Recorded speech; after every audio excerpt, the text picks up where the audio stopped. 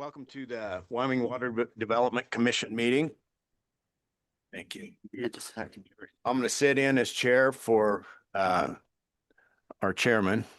I'm Dennis Pence. Would you like to do the roll? Yes. Mr. Chairman, Commissioner Chalma. Present. Commissioner Chalma is present. Commissioner Pence, Present. Commissioner Anselmi Dalton. Here. I am here. Commissioner Craig. Here. Commissioner Kaylee. Here. Commissioner Cott. Here. Commissioner Lawson. Commissioner Vore. He's excused. Commissioner Whitebull. He's excused. He's here. Oh, he's here. Good. Mr. Chairman, we have a quorum. Thank you. Select water. Eve, would you call the roll?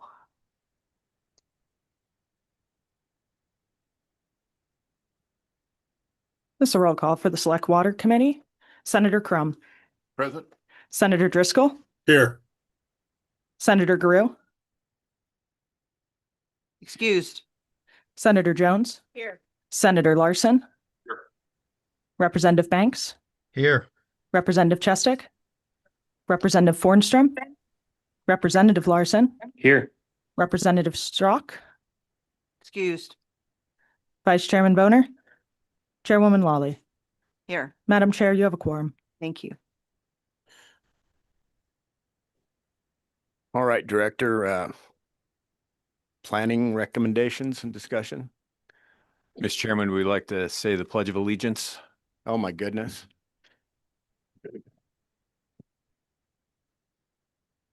I'm a rookie, okay? I pledge allegiance to the flag of the United States of America and to the republic for which it stands, one nation, under God, indivisible, with liberty and justice for all. Thank you. Okay. Jason. Thank you, Mr. Chairman. Before we jump into the individual planning recommendations, I just want to address the sponsors real quick. So the way this will work, hopefully everybody got an agenda. So you'll see the order of the different projects and how they're going to come up. What I'm going to do is just give a short explanation. When you see your project, when you're next in line, be ready. When we finish up the last one, then you'll come up, sit down. Like I said, I'll give a short explanation. Then I'll kick it over to the sponsor. You can introduce who you are. If you want to say anything further than what I've said, and then stand for questions. The microphones always tend to be a little tricky, so it's the second button over from the right. It looks like a face with something coming out of it, but I can always help you out. So that's how it'll run. All right. So our first project for consideration today is in the level 1 reconnaissance. That's our new development program, account 1. And we are on page 31 of the e-notebook. And I will actually point out. Oh, I missed that. Thank you, George. Yep. We're jumping ahead. Yeah. All right. We're going to jump back for a little bit and we'll get straight. I need to see if we have a motion to approve the minutes from the last. So moved. Seconded. It's been moved and seconded. All in favor? Aye. Opposed? It passes. All right, now I think we're ready. Katie, could you bring up page 29? Just touch on that real quick. So we've got 9 projects all together, and I know we just have a map of where the projects are located, and just wanted to point that out. It's a good spread around the state like we normally have. And we're working out some bugs here because we keep jumping back and forth between people talking, I think, online and actual sharing of a screen. So, all right. Anyway, that's on page 29. So we will move forward on page 31 is our first project, and that is the Central Campbell County Improvement and Service District Water master plan. So the improvement and service district is made up of Meadow Subdivision, Sleepy Hollow, and Hunter Estates, as well as the Conestoga Elementary School. It serves about 1,800 people. They've never had a master plan and would like to understand the needs of their system. But it's also going to be an investigation of regionalization opportunities to satisfy their future water demands. So I believe we have Bob Zabel, if you'd like to come up. You might introduce who you are. And you want to say anything? My name's Bob Zabel. I helped form the district back in 1984. It became formally approved in 1986. And much to the chagrin of probably several of the homeowners, I've been on the board for 38 of the last 40 years.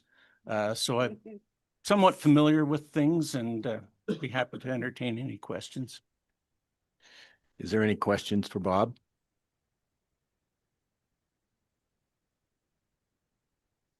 Any questions? Select Water, questions?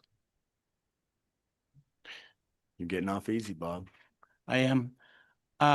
If I may, I'd like to just point out one political concern, and primarily for me as a member of the board of directors there.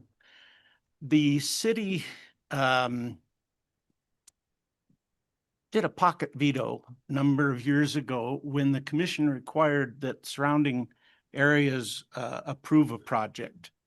And we were in need of a new well back in the early 2000s. And we had applied to drill it. The Water Commission was on board. And then the city of Gillette refused to state whether they approved it or didn't approve it, which created a pocket veto. So our project couldn't go forward. Fortunately, then Governor Gordon went ahead and had the legislature write some changes in the rules so that we were able to go ahead and they were able to consider a non-response as a vote of not disapproving of the project. So we went ahead and drilled that well. The city, when the regional water line was run right up the main road that leads into Sleepy Hollow, the Madison water line runs right along that road. So we have very good access to it. The thing that makes it politically sensitive for us in charge of the subdivision is that all of our wells produce very soft water. And the Madison water is very hard water. And the city said that if we were to connect, we would be required to provide all our water to the city and to take all the Madison water. And so the homeowners are not in favor of having hard water. And so that is a political issue that could come up in the discussion of regionalization. And I just want to make that a point because it is such a concern to the homeowners. Thank you. Anybody have any questions about that?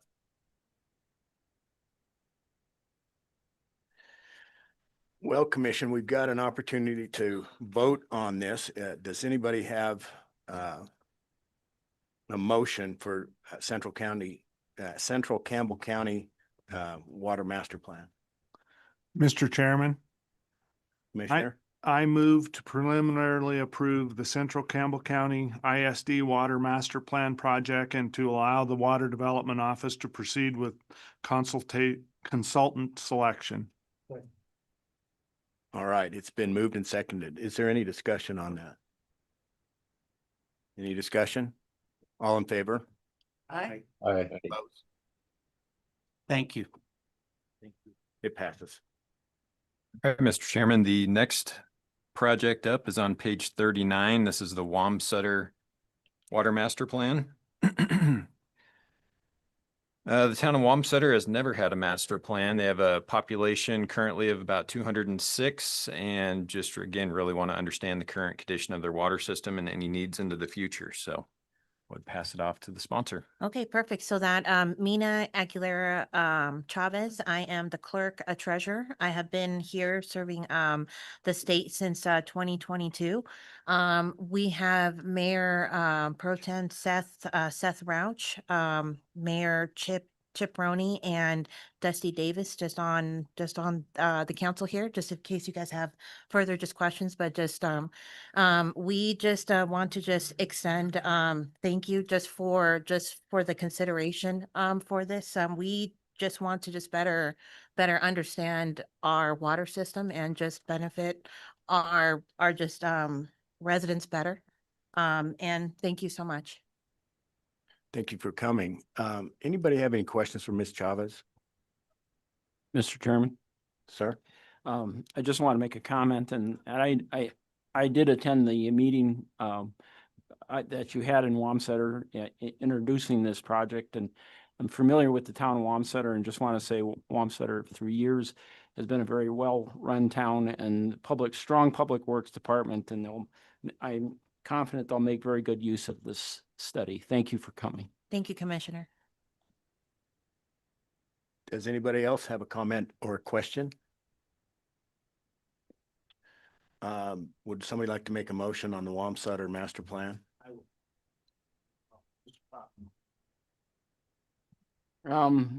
I, Commissioner Mark Cott, move to preliminary approve the Wamsutter Water Master Plan project and to allow the Water Development Office to proceed with the consultant selection. Second. It's been moved and seconded. All in favor? Aye. Aye. Opposed? Hearing none, the motion passes. Thank you so much. Thank you for coming. All right, Mr. Chairman, we're on to our level 2 feasibility studies under account 1 new development. We're on page 51. This is the Douglas Water Source 2027 study. We had extensive conversation about this yesterday. I'm sure you recall. The office's recommendation is the phased approach and not just jumping into drilling wells at this point. So basically the study would refine the source capacity goals and options for Douglas, and it will compare the scenarios for replacing, upgrading, or retrofitting the existing water treatment plant with scenarios for developing groundwater supply. And I believe we have Josh Oberlander here. If you have any further questions or discussion. Welcome, Josh. Thank you, Mr. Chairman. Yeah, as Director Mead indicated, my name is Josh Oberlander. I'm with the City of Douglas. Yeah, and we have just come fresh off of a water system master plan, which was sponsored by the commission, and Douglas is grateful for that. One of the recommendations from that was additional groundwater source capacity, and so we've applied for a level 2 feasibility grant. I've had an opportunity to visit with our project manager, Mr. Mosier, and Director Mead on it some. It doesn't appear that the phased approach, even though it adds a little bit of time, it appears will ultimately add some additional value to Douglas for evaluating our source water capacity in the different scenarios that we have. And I am appreciative for all the historic work that the commission has done with Douglas in the past, and we look forward to continue to working with you guys in the future. Thank you. Does anybody have any questions for Josh? Mr. Chair, Commissioner? I just wanted to say I love the idea that you guys are going forward with the pilot plant that you're getting involved in now, as well as pursuing the wells. I think it's very important to get that data to determine Douglas's future is on the line. So we appreciate you doing both at the same time. And I know sometimes it's a struggle, but we appreciate it. Yeah, and it is a little bit of a struggle, trying to pursue, source water development through surface water treatment and groundwater development. And I do understand these programs take time. And it much like the rest of Wyoming, Douglas is not immune to the climatic conditions and the political outset that we've seen over the past few years. And so trying to be as proactive as we possibly can, because we know that there are timelines in place for securing additional resources for source water for Douglas. So, yeah, we're trying to diligently work through it. Well, Josh, I think you guys are doing a great job so far. Keep it up. Thank you. I appreciate that. Thanks. Any other comments or questions for Josh? Hearing none, does somebody have a recommendation? Mr. Chairman, Commissioner? Commissioner Lee Craig moved to preliminarily approve the Douglas Water Source 2027 project and to allow the Water Development Office to proceed with consultant selection. Second. It's been moved and seconded. All in favor? Aye. Opposed? The motion passes. Thank you. Thank you, Josh.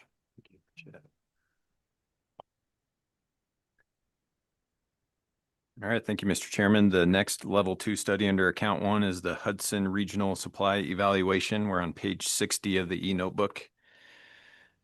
Hudson desires a feasibility study to evaluate alternate sources of supply for their existing water treatment plant.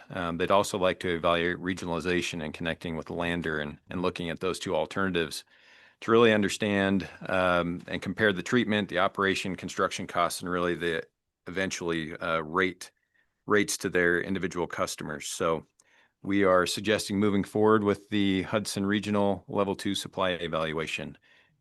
And I believe we have Sherry Oler I'm here. online. Yep. Okay. Thanks, Sherry. Would you introduce yourself? Yes, I'm Sherry Oler, the mayor of Hudson. And thank you, commissioners and senators and representatives for listening to us. We just completed a level 1 study. It's very similar to Douglas, so it's great I'm following in their steps. Anyway, our level 1 was identified that we have a significant cost in our water treatment, and the residents are still drastically unhappy with the end result. But the bottom line is we cannot, as 277 taps and the amount of money it takes to maintain and operate that water treatment plant, it is too expensive. We are over 50% elderly individuals and on fixed incomes, and it's a challenge. It's a huge challenge. Regionalization was recommended in 2009, and that didn't come through for whatever reason. But I have a great relationship with Lander, and they support my efforts in trying to get regionalization going. So, thank you. Do you have any questions for me? Does anybody have any questions for Mayor Oler from Hudson? Any questions, comments? Commissioner? Just a comment. It's great to hear that, the good relationship that you have with Lander and your support for regionalization and working together. It's really helpful. Thank you. Oh, you're welcome. And I appreciate you coming online, Mayor Oler, and addressing this group. Does anybody have a recommendation or a motion? Mr. Chairman, Commissioner? I, Commissioner Todd Hosey, move to preliminarily approve the Hudson Regional Supply Evaluation Project and to allow the Water Development Office to proceed with consultant selection. Second. We have a motion and a second for Hudson Regional Supply Evaluation. All in favor? Aye. Opposed? Aye. Opposed? Hearing none, the motion passes. Thank you. Thank you. All right, thank you, Mr. Chairman. The next project under feasibility studies in account 1 is the Lake DeSmet water supply. We're on page 69 of the e-notebook. We may need another chair. Chase, would you mind bringing up one more chair? Thank you. So if you recall, in 2023, we had an application for a study in front of us for this very same project brought forward by the city of Sheridan and the Sheridan Area Water Supply Joint Powers Board, often referred to as SAWS. I believe Commissioner Hosey was on that particular project at the time. And at that point in time, we really wanted to make sure that all the municipal and domestic system managers in the area got together and talked, and that we weren't going to be doing something piecemeal, as in starting a project and then 2 years from now, somebody else wants to join in. So since that time, we've had a number of focus group meetings up in the area that brought some of these folks together, in addition to agricultural interests and recreational interests, and kind of got everybody's feedback. That brought the city of Buffalo to the table as well. We don't have a great handle on some of the rural domestic subdivision sprawl in between yet. There was a small amount of interest, but I think that service area will need to be continued to be developed as we get into a study to understand and see where different potential alignments might exist, and what the concerns and maybe the interest to be part of that regional system would look like. So ultimately, what we'd be looking at is just using Lake DeSmet as a long-term water source for the regional stakeholders in the area. And I would pass it on to you guys to introduce yourselves and add anything you'd like to. Good morning. I'm Dan Roberts with the city of Sheridan. I will add that we are super excited to be at this juncture, and thank you so much for the support of staff to get us to this level, and your consideration of this project. It's very important for our community, and I would say for the entire region. So. Good morning. Christy Haswell. I'm a county commissioner up in Sheridan County and a member of the Sheridan Area Water Supply Board for about 7-8 years. And I would echo Dan's comments. Just appreciative to be here today at this point. We work really well with the city of Sheridan, and appreciate Buffalo joining on for this collaborative, holistic approach at looking at some of our options. Good morning. I'm Kevin Sobernagel with the city of Buffalo. Again, just thank you for the opportunity to be here. Be a big benefit to make this collaboration work, and appreciate all your help in the past and in the future. Thank you. Thank you for coming down and appearing in front of us. Does anybody have any questions for these people? Any questions or comments? Mr. Chairman, I just might make one more comment. Embarking on this, I think it's a great opportunity for these communities and the folks in between these communities. But it is we've looked at it preliminarily a few years ago. There's been a lot of study of Lake DeSmet in the past. It won't be cheap, and it's going to be complicated. Understanding, who the users are, who would pay for what, how you would administer that. Would there need to be a joint powers board set up? And then, of course, the elephant in the room is how we're all going to pay for this. So it's going to be complex. It's not going to happen overnight. It's going to take a lot of discussion. So just buyer beware. This isn't going to be simple. So, Commissioner Cayley? Yeah, I just got a comment or a question for our director. Are you seeing, I think, regionalization is going to be the future. I was wondering what you were thinking, or do you think we're going to have more regionalization coming up, or kind of keep things the way they are now? I think Mr. Chairman, where it makes sense, it's absolutely crucial. It addresses some of the issues we've heard in talking about asset management plans and trying to get a handle on communities and capabilities associated with employees and turnover and things like that. It helps with that. I think it potentially can help with rates, such as what we just heard from Hudson, being able to tie onto a different system and reducing some of their needs for operation and maintenance. But again, it's not going to work in every situation. It may make more sense to have them individually. It's not just proximity sometimes, it's elevation and various other things. So it's kind of a case-by-case situation. Appreciate that. Thank you. All right, would anybody like to make a motion about the Lake DeSmet water supply? Mr. Chair, Madam? thank you. I, Commissioner Anselmi Dalton, move to preliminarily approve the Lake DeSmet water supply project and to allow the Water Development Office to proceed with consultant selection. It's been moved and seconded. Any discussion? More discussion? Anybody? All right, let's take a vote. All in favor of the Lake DeSmet water supply motion? Aye. Aye. Aye. Opposed? Opposed? Hearing none, motion passes. Thank you, guys. Thank you. Thank you for coming. All right, Mr. Chairman, we're moving on to now our level 1 studies under account 2 rehabilitation. First one is the LeClaire Irrigation District Master Plan. We're on page 84 of the notebook for those who are following along.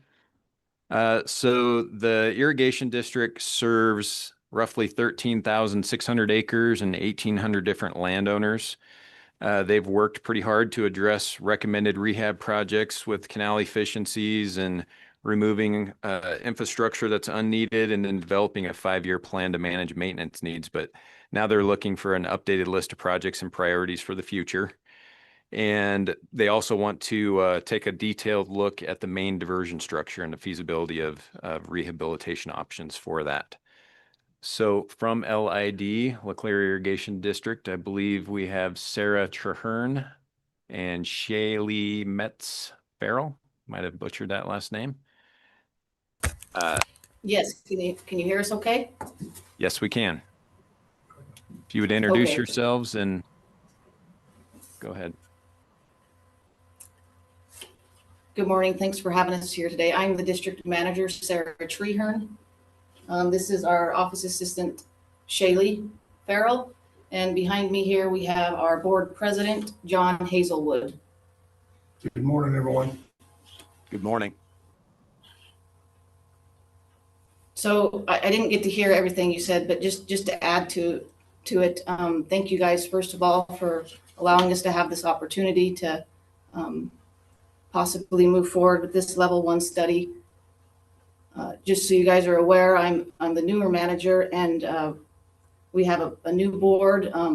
We're all motivated, moving in the same direction, on the same team, and we look forward to updating our 2016 master plan. We've got different priorities from 10 years ago, and we're hopeful that you will really consider this and help us prioritize future projects. Thank you for coming on, Sarah. Does anybody have questions for Sarah or Shaylee? Any questions, comments? You're getting off easy, Sarah. Thank you, guys. All right. Do we have anybody want to make a motion for LeClaire Irrigation District Master Plan? Mr. Chairman. Commissioner? I, Commissioner Craig, move to preliminarily approve the LeClaire Irrigation District Master Plan project and to allow the Water Development Office to proceed with consultant selection. Second. We have a motion and a second for the LeClaire Irrigation District Master Plan. Any more discussion? Any discussion? All in favor? Aye. Aye. Opposed? Opposed? Motion carries. Thank you. Thank you, guys. All right, Mr. Chairman, the next project for your consideration is the Riverton Valley Irrigation District Master Plan on page 93 of the e-notebook.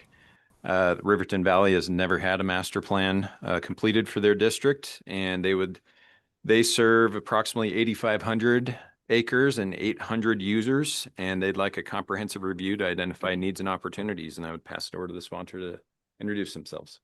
Thank you. I'm Steve Doyle. I'm representing Riverton Valley Irrigation District. I'm a board member. And I'm Caleb Elder. I'm the new manager for Riverton Valley Irrigation District.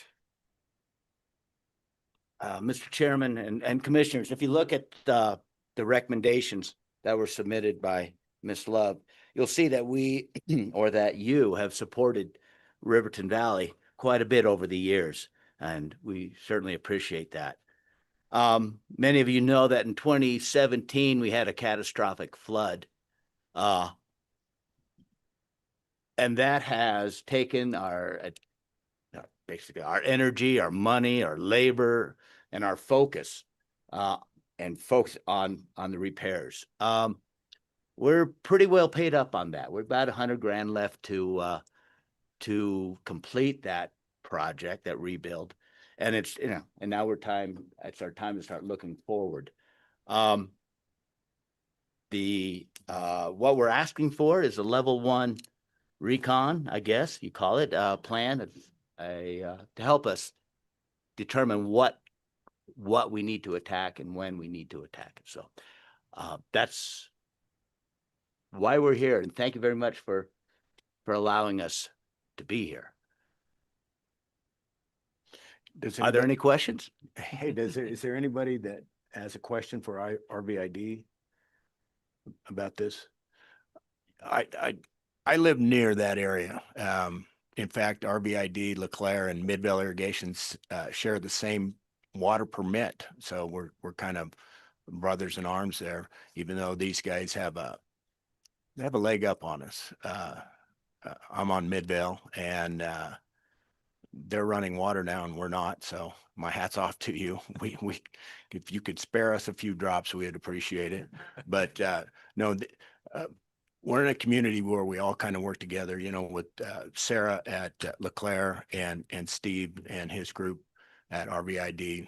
They're working really well with Midvale because we all are in the same boat. So thank you for coming, and that's all I've got to say on that. Does anybody else have any comments or questions for this group? Hearing no comments or questions, does anybody want to make a motion for RVID's master plan? Mr. Chairman, Commissioner? I, Commissioner Todd Hosey, move to preliminarily approve the Riverton Valley Irrigation District Master Plan project and to allow the Water Development Office to proceed with consultant selection. Second. Been moved and seconded. All in favor, say aye. Aye. Opposed? Hearing none, the motion passes. I want to tell you one other thing. The person that you have working with you, Miss Cheyenne Love, has a lot of experience in these irrigation master plans, and she does an excellent job. So we're fortunate to have her on our team, and I know she'll do a really good job with you people and LeClaire. Yes, sir. Thank you for coming. Thank you. Thank you. Thank you, everybody.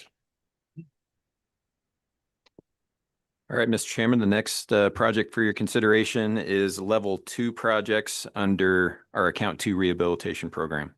First one being the Byron Raw Water System Rehab on page 102 of the e-notebook. We had a conversation about this yesterday. As we discussed, they would like an updated level 2 feasibility study, an update to their 2002 study. Our office recommends do not fund, and that was for the reasons of just the fact that raw water is a fairly low priority for the program, and we have a lot of demands on the program.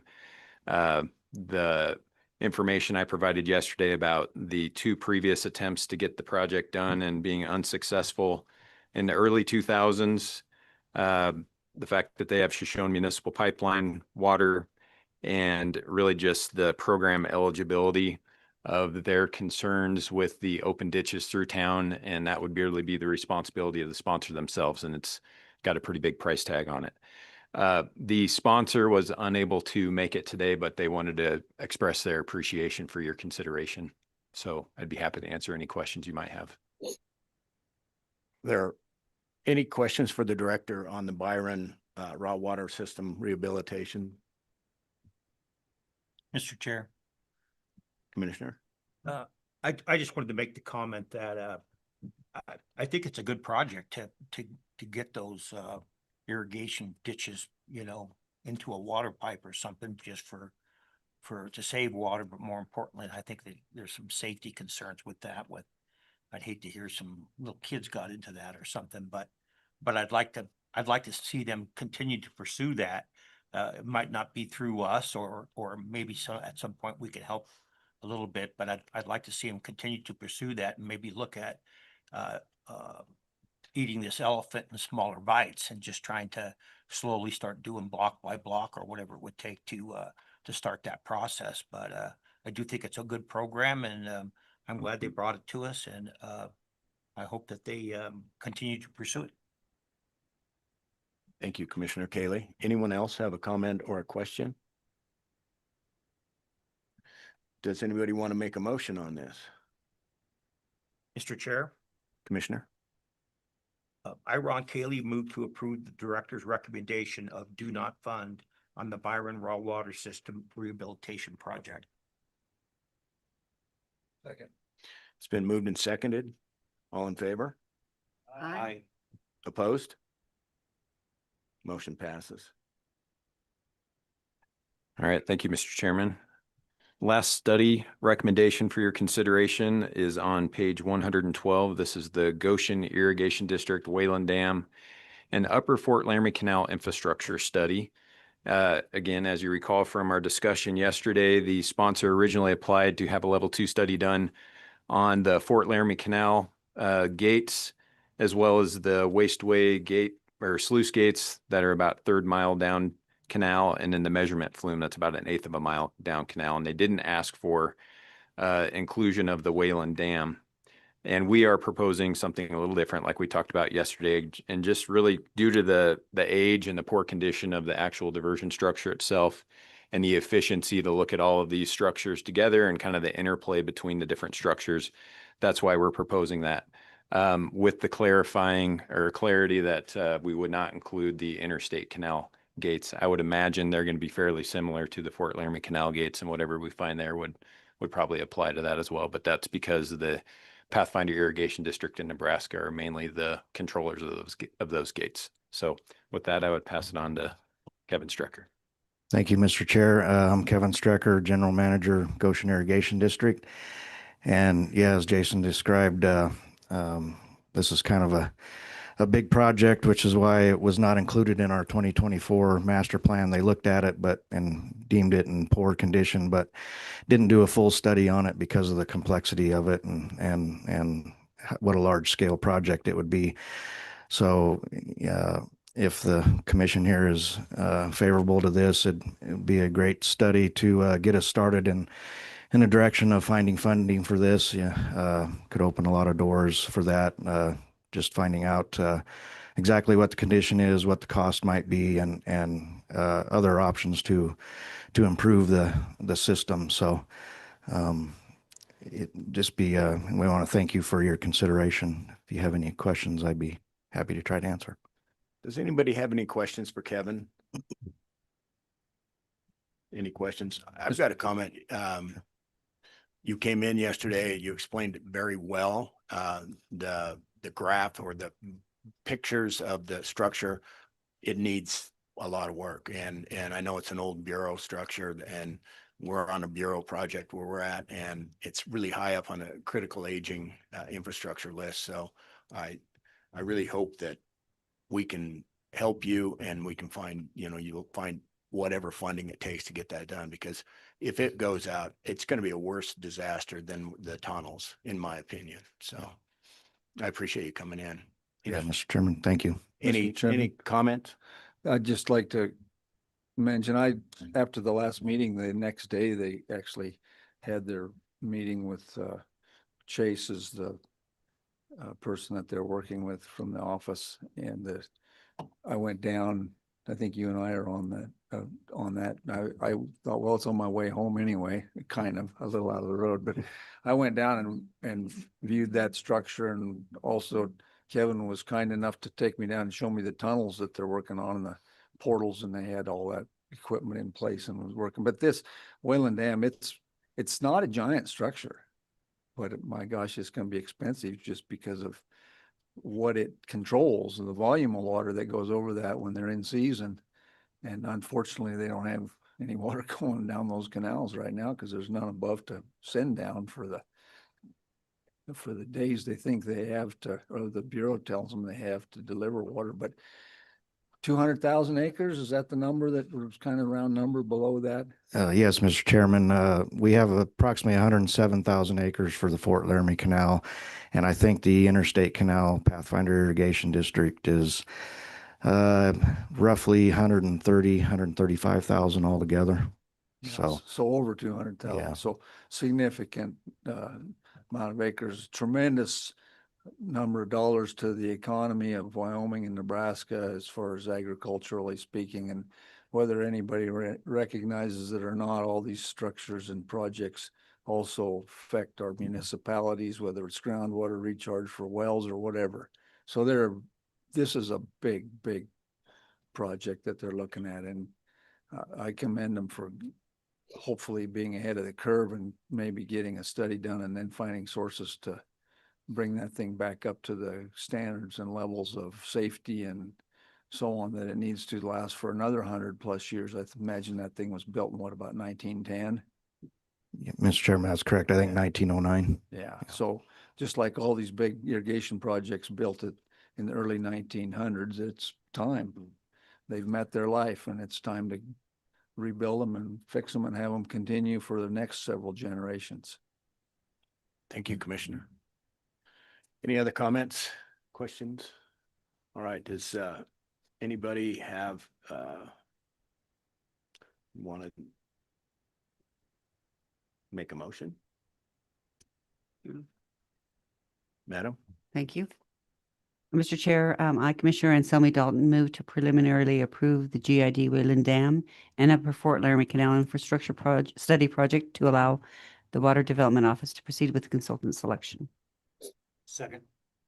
It's been moved and seconded. All in favor? Aye. Opposed?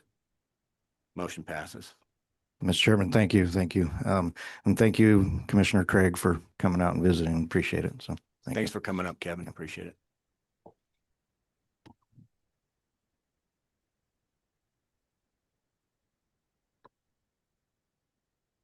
All right, Mr. Chairman, are you ready to move on? That was the last of our planning recommendations. We would move on to, we have one planning project closeout. If everybody's doing good and doesn't need a break, I think we're doing good on time. I think we're doing good on time. Let's keep moving. Okay. All right. So again, project closeout memo for the Cody Area Evaluations 2024 study. We're on page 123 of the e-notebook, and we've got the infamous Chase Tavelli to present it. Good morning, Chase. Good morning, Mr. Chair. This is the infamous Chase Tavelli, evidently.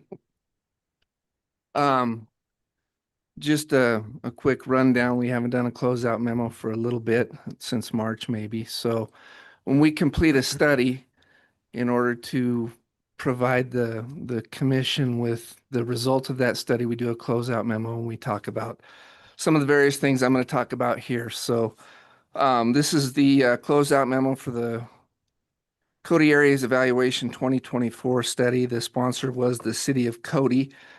The appropriation was $139,000 for this, and we hired engineering associates out of Cody to perform the study. There was no contract savings to this. They did spend the entire budget. Little bit of description here. This is a study that built off of the 2021 Level 1 Master Plan. In that master plan, there were 7 areas identified that were a potential for growth for the City of Cody.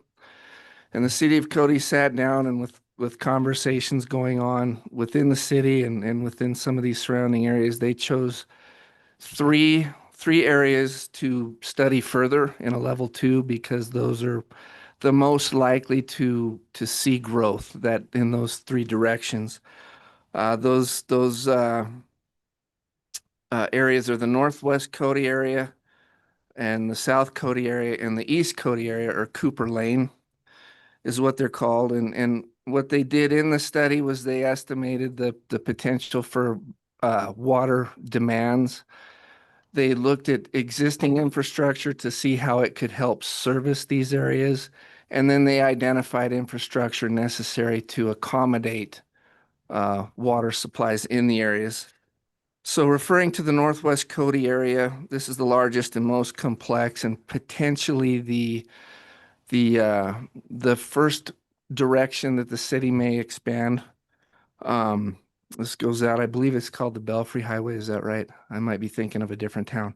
Anyway, largest, most complex. They proposed a three-phased approach for this. Engineering Associates did. The first phase is to kind of plumb the system to prepare for phase two. So they would take an extra 10-inch pipe, 5,100 feet of that across the river. That's part of the complexity as we're going north of the Shoshone River again here. Replumb into existing pressure zone, improve the use of one of the tanks that they have on the north side of the river, and repurpose a pump station there, which in phase two comes into play. So they would increase the pump sizes in that North Cody pump station, move it a little bit, and then put in a rather large transmission line, which would take water out to the Cody Shooting Complex area, which is where they're planning a 1 million gallon storage tank. They do anticipate that they could operate that at a reduced capacity if they had to, so that they could accommodate the speed of the growth out there. Phase three would be expansion of storage, which would be a second 1 million gallon storage tank and some additional piping, and all of the costs associated with those phases are there in the closeout memo. The South Cody area is near the golf course. There's an existing group of houses out there right now, and this would be kind of an expansion of that area. It's a very nice area. They're looking at a two-phased approach here. It's a higher elevation, so they would need more storage. Phase one would be a new pump station, some transmission, and a 500,000 gallon storage tank. And phase two would be a connection to existing Cody infrastructure to the east, and that would provide overall benefit to the adjacent area of the city of Cody, and would require a little bit more transmission and then a PRV vault. All of the projects for the Northwest and the South Cody area are deemed project eligible. As you can see, there's some expensive projects in there. The East Cody area, which is Cooper Lane, there's a typo in that closeout memo. I apologize. I actually found two today. That's what happens when you read it for the 10th time. The Cooper Lane, not Cooper Land area is east of town, adjacent to the highway heading east there. Another two-phase approach. Phase one would be extending the distribution main there and tying in some existing lands that would be developed.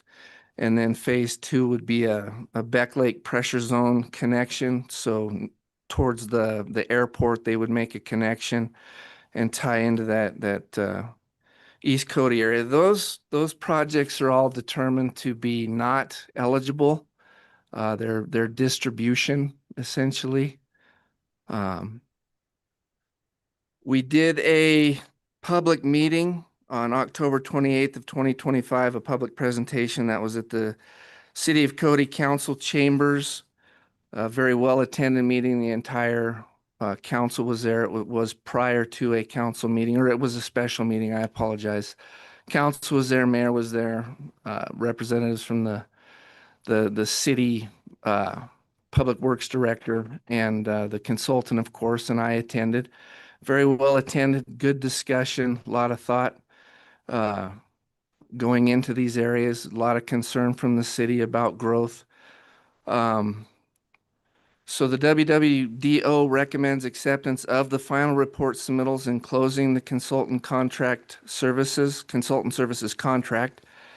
And the staff has provided a proposed motion that the commission can use at the starting at the bottom of page 2 of that memo. And I believe you were given a handout today that also has a proposed motion. I'll stand for any questions. Chase, you're talking about then you put a 10-inch pipe over the river or under the river? It'll go under. Okay. Yes, sir. Sorry, Mr. Chair, it will go under. Okay. Is there any more questions for Chase? It's a very good report that I've read, so excited for Cody. Mr. Chair. Chairman or Commissioner? Chase, I just had a quick question. You know, when I was looking through the project, I was kind of surprised to see so many like individual storage tanks. You know, most of the projects that I've been involved with usually have one large tank someplace, you know, before the distribution system and they feed from that. And I just noticed, I think there was three different tanks on this project, a $500,000 and then 1 million. Is there a reason for that? Is it because the pressure zones are just built that way, or what are we looking at there? Mr. Chair, you're exactly right. There's new pressure zones that are above existing pressure zones, as well as the necessity for the water supply in the area, the demand. These storage tanks will handle the new pressure zones as well as the demand that's anticipated. Yeah, I just was curious about that because I know that you can build, a 2.5 million gallon tank much cheaper than 3 different tanks. So I just was curious about why that was, but not familiar with the Cody area. So appreciate that. Thanks. Any other questions, comments? Does anybody have a motion for this closeout memo?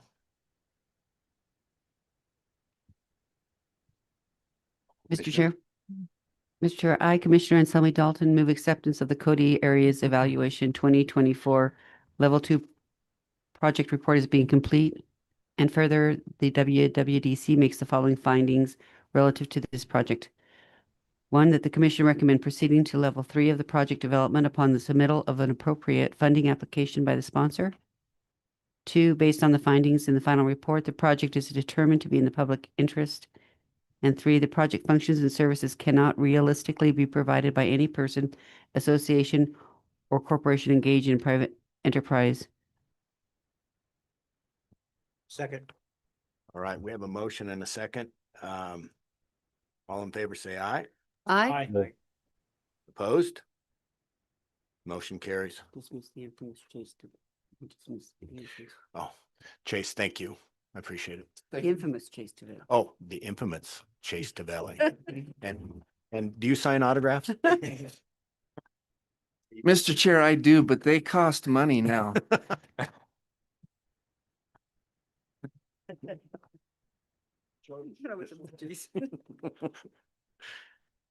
All right, Mr. Chairman, the next agenda item, if you want to keep moving along, is we have one planning project amendment. This is on page 127 of the e-notebook, and this is for the Silver Lake Dam Rehabilitation Level 2 study. We have Cindy Hernandez from the Dam and Reservoir Division to present this, and then I believe we also have Mike Jackson from Rio Verde Engineering online. Go ahead, Cindy. It's not on. Yeah, pull it up nice and close. There There you go. you go. Mr. Chairman, Commissioners, my name is Cindy Hernandez. In front of you is Amendment 3, which is a time extension only.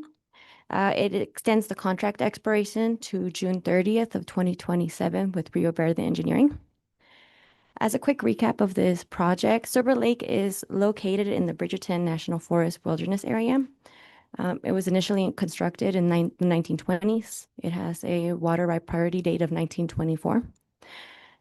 Currently, the infrastructure has deteriorated. The outlet works are not serviceable, and it is the Silver Lake Irrigation District is not able to utilize its water rights. The district came to WDC to ask for help for investigating rehabilitation alternatives for the dam.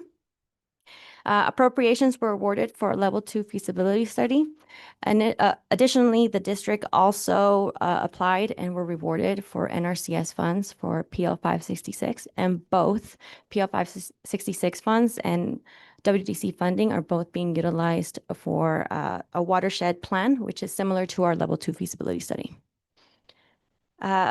dam projects can be a little bit difficult because we have to go through the NEPA process. Silver Lake acts a little bit more of a complexity because of its location, the wilderness area. We are required also to provide an MRA, which is a minimum requirement analysis, and it's a two-step process that determines any human activity within this wilderness area to not negatively impact the forest, such as geotech investigation that was done in 2020 and also for future construction. It looks over, is the actions necessary? And if so, what are the minimum tools needed that will not negatively impact this area? After the geotech investigation was completed, there was rehabilitation alternatives that were developed, and Rio Verde is currently working on a second environmental assessment and has already completed an MRA that was submitted to the U.S. Forest Service. In order to move forward with the EA, a scoping meeting, it needs to be done, as well as re-verification of the wetlands with the U.S. Corps of Engineers. I have asked Mike Jackson with Rio Verde Engineering to kind of elaborate more on these tasks that need to be done, kind of explain some of the delays that the project has experienced, and then also provide some timeline. Mike, are you available? Yes, can you hear me?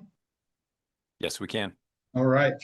Thank you, Commission, and Cindy for that recap. Mike Jackson with Rio Verde Engineering, project manager on this and representing Silver Lake Irrigation District 2.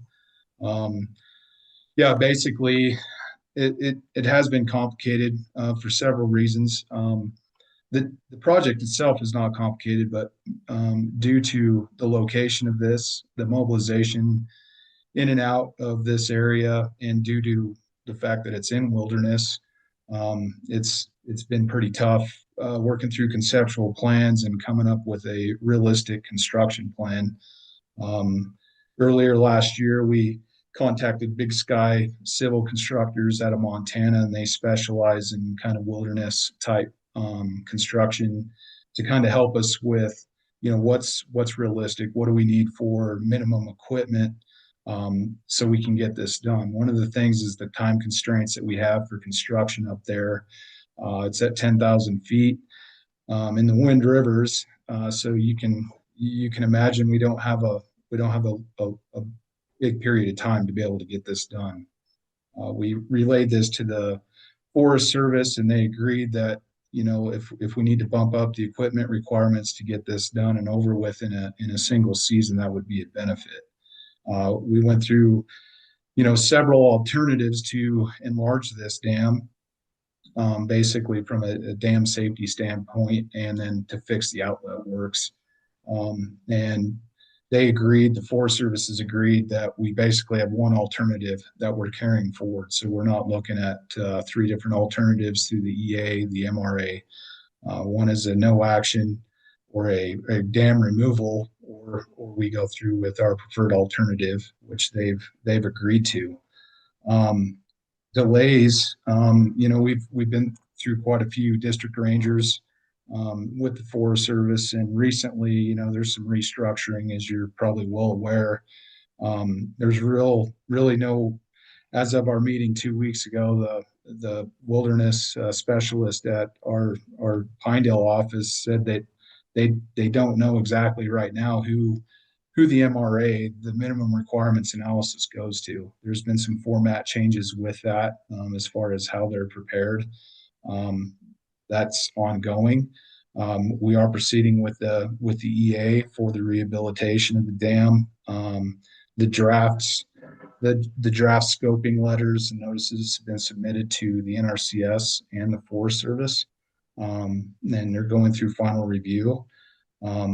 Once we get through this portion and we have this draft MRA tracking, so we understand, what we're doing with helicopter flights, and we got to get down to the nitty gritty as far as what tools we bring in, like air compressors, trash pumps, anything like that. So we're going to work through the economic analysis early this summer.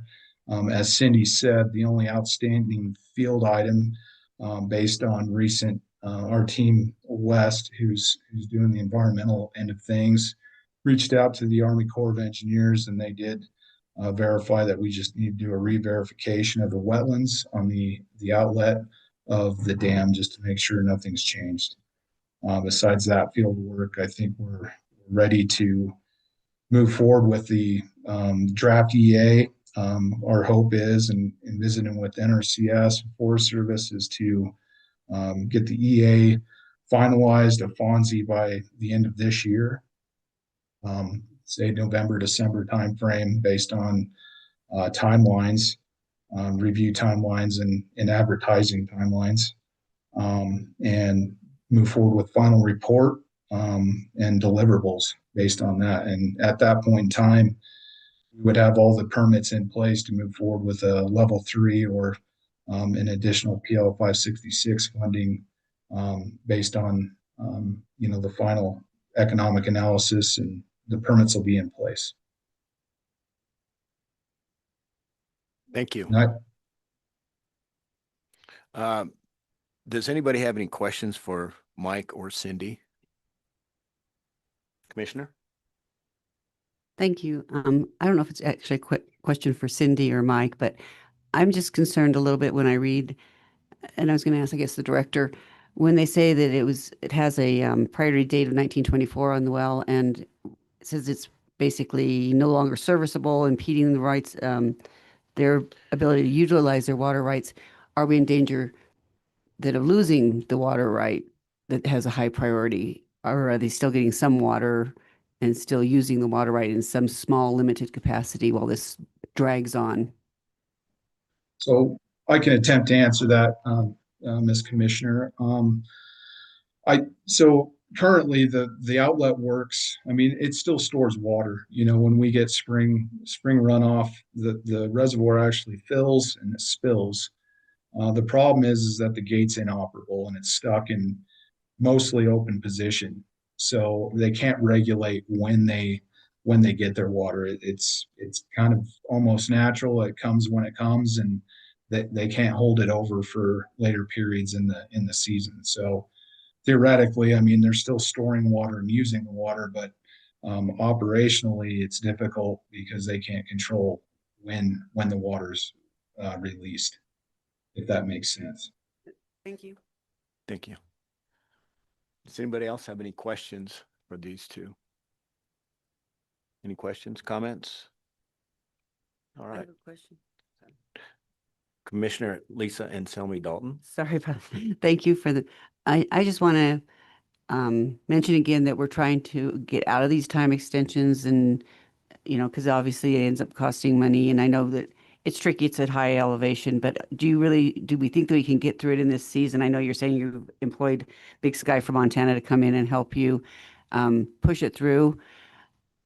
So can this be our last time extension? I'm hoping it is the third. Yeah, no, I'm as frustrated as I'm sure you all are with how long this process has taken.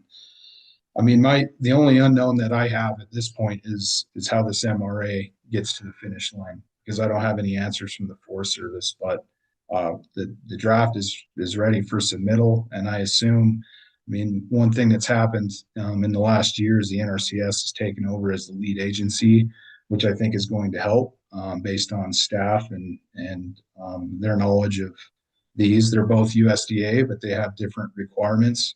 So, one of the other items that's just kind of delayed things is the doubling up of review through different agencies. So I really, I'm very optimistic that this is our year to get the EA finalized. Thank you. Might just add real quick, not on this project, but on another project, we were talking with the Forest Service personnel, and they said they've lost nationwide 25% of their staff, or over 5,000 employees. And this is in the Bridger Teton, but we were talking about the Medbo Route National Forest at that time, and they've lost 30% of their staff. So. Commissioner? Yes, Mr. Chairman, and maybe this is for the director or someone else on the staff. So this is a level 2. Does this mean we have to go to a level 3? And so that would be another approval maybe next year, right? I'm just wondering what the time frame. Just review the time frame one more time for completing the project. If everything fell into place and all personnel was in place, what kind of time frame would we be at for just, and looking at the cost? I mean, if it's 2 years, that's another cost, right? Mr. Chairman, so what we are working on right now is what we would consider a level 2. It's actually their funding through the NRCS PL 566. They call it a watershed plan, and that's essentially their NEPA analysis. So when we would be finished with this, which this extension would be for 1 year, so to July 1st of 2027, June 30, sorry. We would hope to be done with or have permits in hand. At that point, as Mike alluded to, I think they would be looking to get additional funding through the PL 566 NRCS. They can get up to 100% grant to then proceed forward with design, which we would consider level 3. If the NRCS is looking for matching money, then they would probably be the district would probably be asking us for some matching funds. So that, again, that would be level 3. This technically would be under our account 2 rehabilitation program. So we probably we're not using the level 2 phase 3s where we, do all that stuff. And I would imagine, hopefully the design would move along faster because we're not dealing with the MRAs and all those things. But it still would have to go through review processes, I'm sure, through the NRCS as well as the Forest Service. Typically that takes about a year for design. Again, I don't know in this case. And then final construction dollars, they can also get funding from the NRCS on that as well. I believe up to 75%, but depending on program funding availability. And I'm sure they would be looking potentially for some funding from the water development program as well. Now, Mike, I don't know if you have anything you want to add to that or if I said anything incorrect. No, I think that's probably right. I mean, my main objective at this point is to get this completed.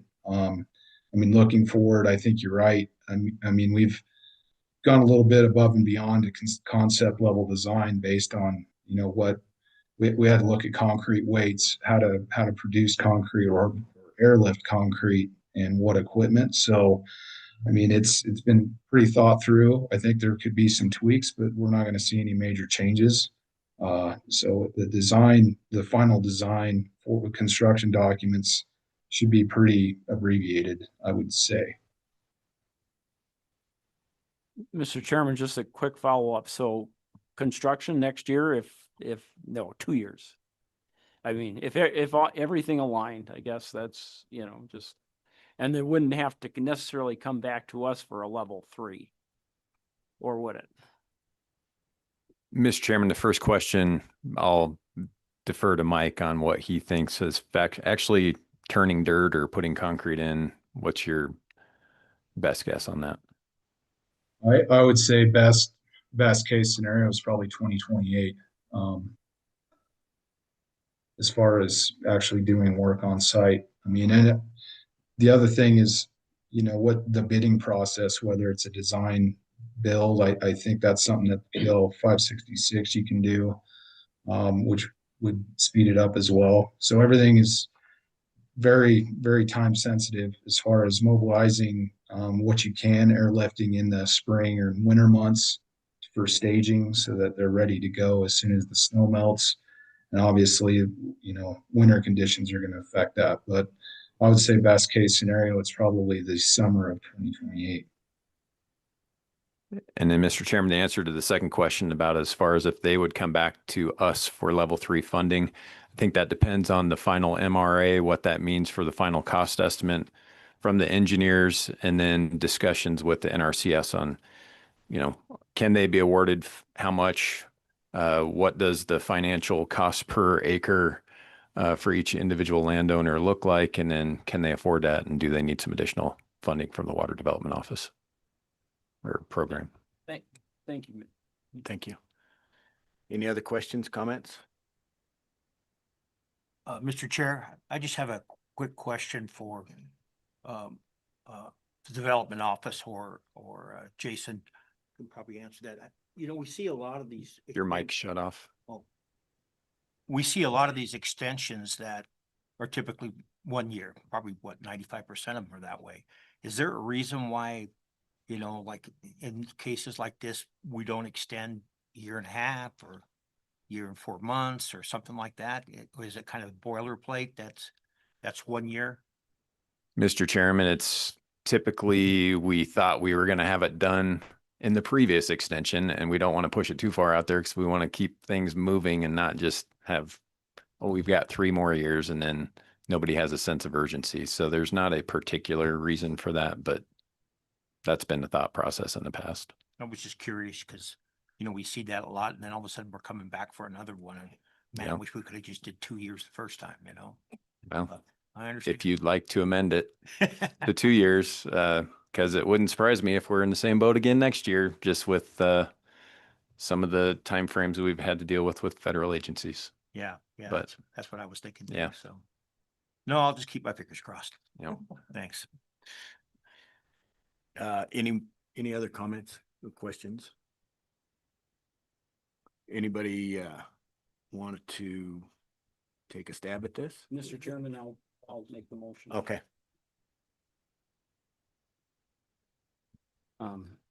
I, Commissioner Marcotte, make a motion to approve the Silver Lake Dam Rehabilitation Level 2 Study Amendment, 3-year time extension for 1 year. Second. We got a motion and a second for the Silver Lake Dam rehabilitation extension. All in favor? Aye. Opposed? Motion carries. I think this would be a great time to take a short break to maybe 10 o'clock. Thank you, Commission. Thank you. Thanks, Mike. Thank you, Cindy. Sorry.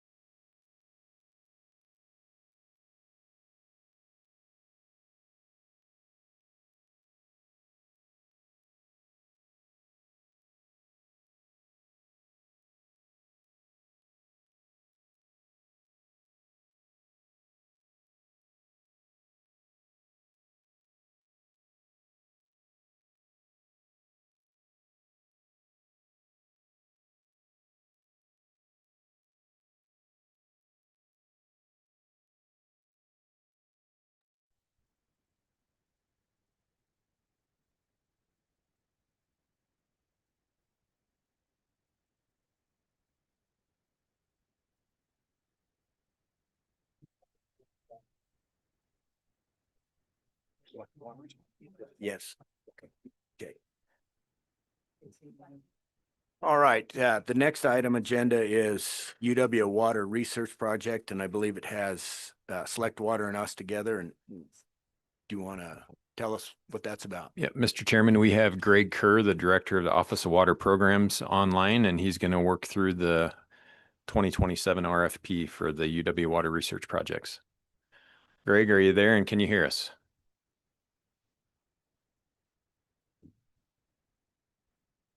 We can see you. You're on mute. You okay now? Yep. Thank you.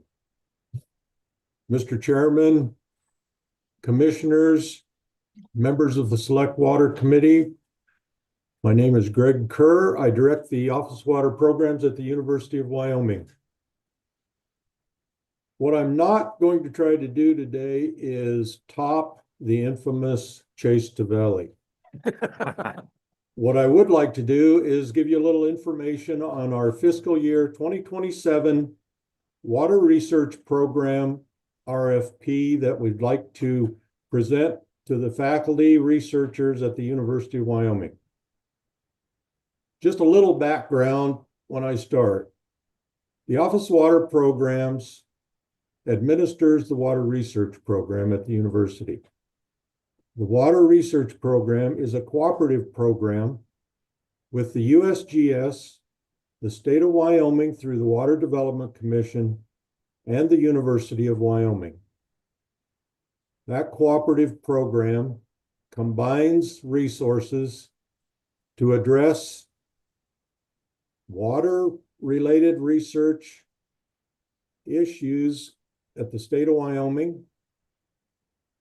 Secondly, it trains young scientists, students in the areas of water, so they can hopefully in the future take over for old folks like me.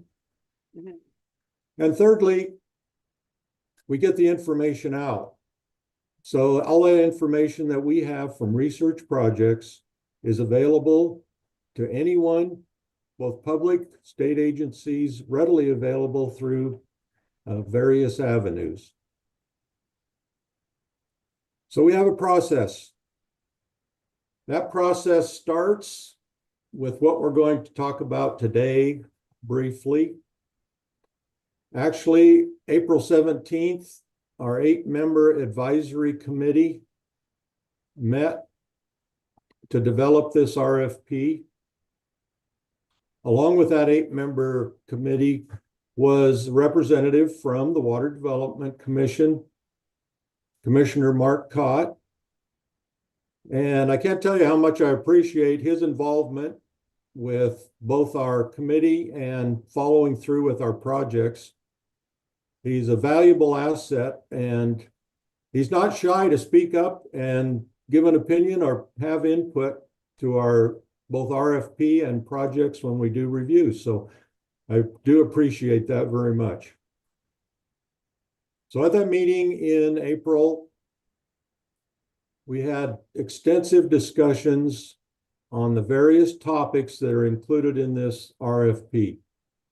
As you can see, that RFP is pretty broad. There's 7 main topics. Those main topics have actually carried over from our fiscal year 26. But what's important is the subtopics within each main topic of the RFP. Those can be new issues that are brought forth by our advisory committee members. They also can be reworked items, but all of them are valuable issues that need to be addressed for the state of Wyoming. But rather than go through each individual topic, before this meeting, I just circled a few key words of the broad issues that we're dealing with. And it's just a sampling because the issues are endless. So if we look at our topic A, investigating the hydrologic and physical effects of water shortage and conservation activities, and some of the key words below that are extended drought conditions, across the entire West. Another key word is the Wyoming's Colorado River Basin. So we look at issues with the Colorado River Basin. Other key words following on to topic B, enhanced stream flow estimation for ungauged streams. We look at long-term stream flow prediction. You heard from Representative on stream stats yesterday. This particular topic kind of falls in line with stream stats and some of the information they have. Research topic C, protecting public health. A lot of discussion on that. Dealing with waterborne pathogens, such as E. coli, nutrients, and harmful cyanobacteria blooms.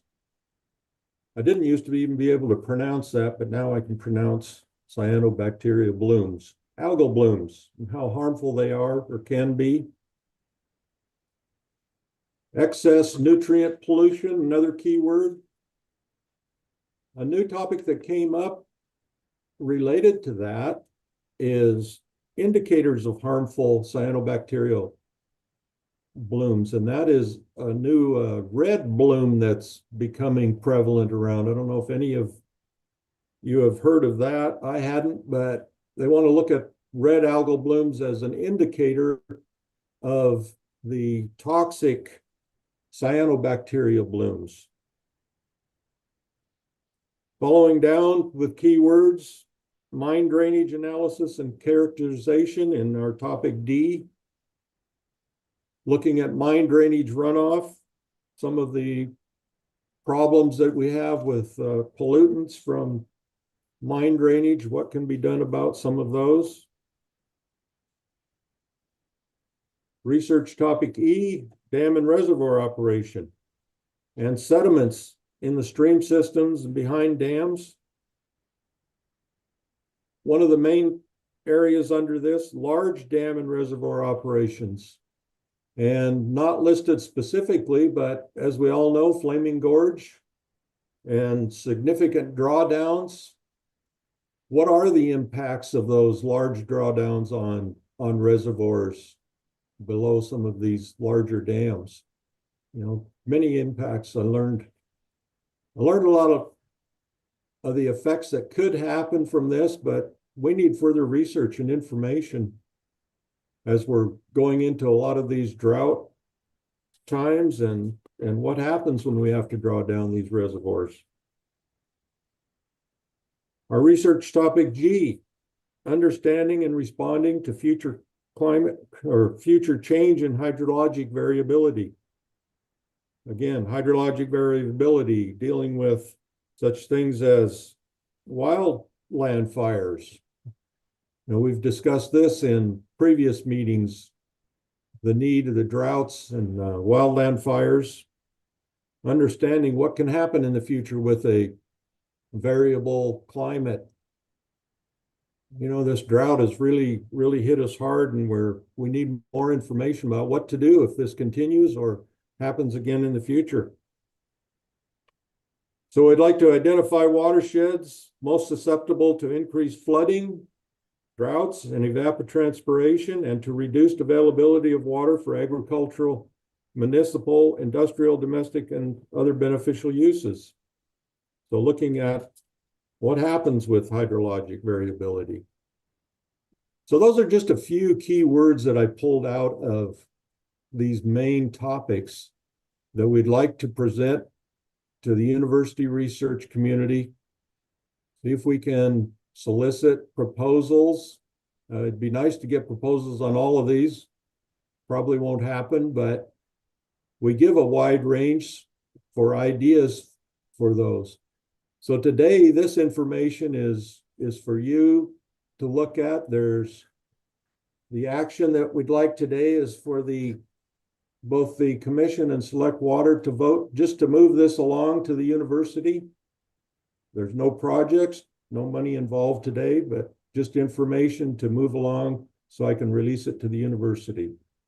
And with that, if I can answer any questions, I'd be happy to.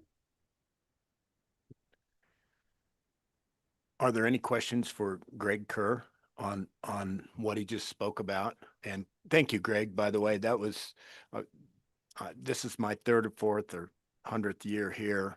And I appreciate you coming in and giving these detailed explanations of what you want to study. And usually it takes half the meeting. So I appreciate you hitting the keywords. Thank you. Thank you. Any questions for him? Yeah, Mr. Chairman, just a comment. Director Kerr mentioned that I represent the Water Development Commission on this committee, and I take that position seriously, and I really try to look at it from the perspective of our commissioners and from the local level, and how these studies would have some benefit to us on a local level, and but also a benefit to the state. And I think the Water Development or the Water Research Office does an excellent job of reviewing these projects, and they are the ones that he has outlined today or certainly have benefit to the state. Thank you. Any other comments? Select Water, do you have comments, questions? All right. Would you help me where I need to go here? So, Mr. Chairman, this would require the review and recommendation of the Select Water Committee in advance of the approval from the commission. Mr. Chair, Commissioner? I'll propose a motion. Select Water has to. Oh, You'll get it though. Mr. Chairman? Yeah. I think this is for you guys. This is, well, Mr. Chairman, thank you. For the public listening in, you might be wondering what Select Water is doing at this meeting. This is a large part of why we're here, certainly to listen to all that was happened this morning with these updates and reports, so we can fulfill our statutory duty in different ways. But one of them here is to review and recommend regarding certain programs or projects. So just to catch you up, this is kind of where we get to step in and do that role. And so I'm going to be looking for a motion from Select Water Committee to that we have reviewed and recommended or do not recommend alternatively regarding the University of Wyoming Research Program. Okay. All right, we have a motion. That's seconded. Any discussion? Sensing the urgency of Select Water to vote on that particular motion, all in favor, say aye. Aye. Aye. Aye. Any opposed? All right, motion is carried. Thank you. Now, that Select Water has passed it over to us, Commissioner Kaylee. yes, I'll propose a motion. I, Ron Cayley, make a motion to approve the 2027 UW Water Research Program RFP as presented. Second. We have a motion and a second. Is there any discussion? Any discussion? All in favor of the motion? Aye. Aye. Aye. Opposed? Motion carries. Next up, we Chairman, have, thank you. yeah, thank you, Greg. Next up, we have the construction project agreement amendments. Number 9. Chairman, Commission, Select Water, Bill Brewer, Deputy Director of Construction. We have a project amendment in front of you for the LaPrel. Page 140.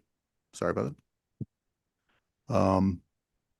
So there's two things going on in this project amendment. It's a pretty simple one. First off, as you know, we have $100 million that was granted to this project through the BOR that the office manages. Some of that money was held by BOR for their management purposes. The rest of the money came to the office. However, a portion of that money was set aside for the planning side as we were moving this project forward and determining what was going to happen and stuff.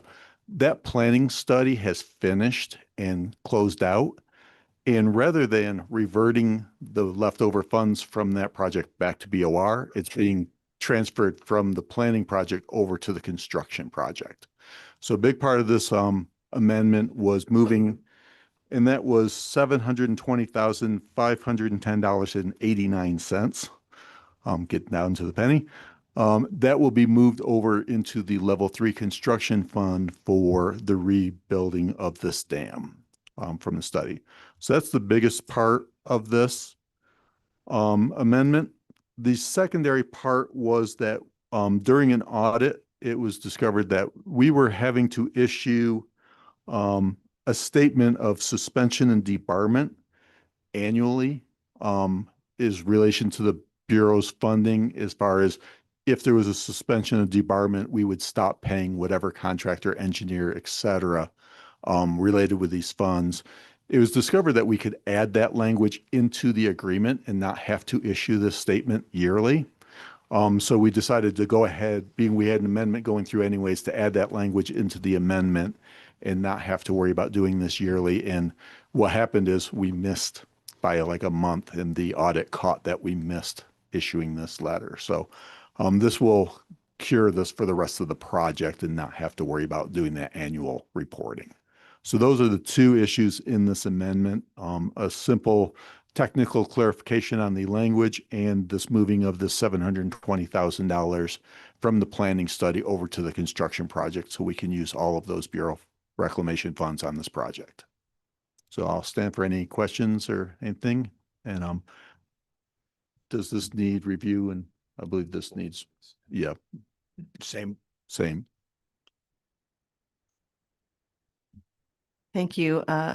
Select Water Committee, I'm looking for a motion on this one. Anyone ready to make a motion? Vice Chair Boner. Thank you, Madam Chairwoman. I move that we review and recommend this project amendment to the La Perelle Dam rehabilitation. Do we have a second? Second. All right, we have a second motion and a second. Any discussion?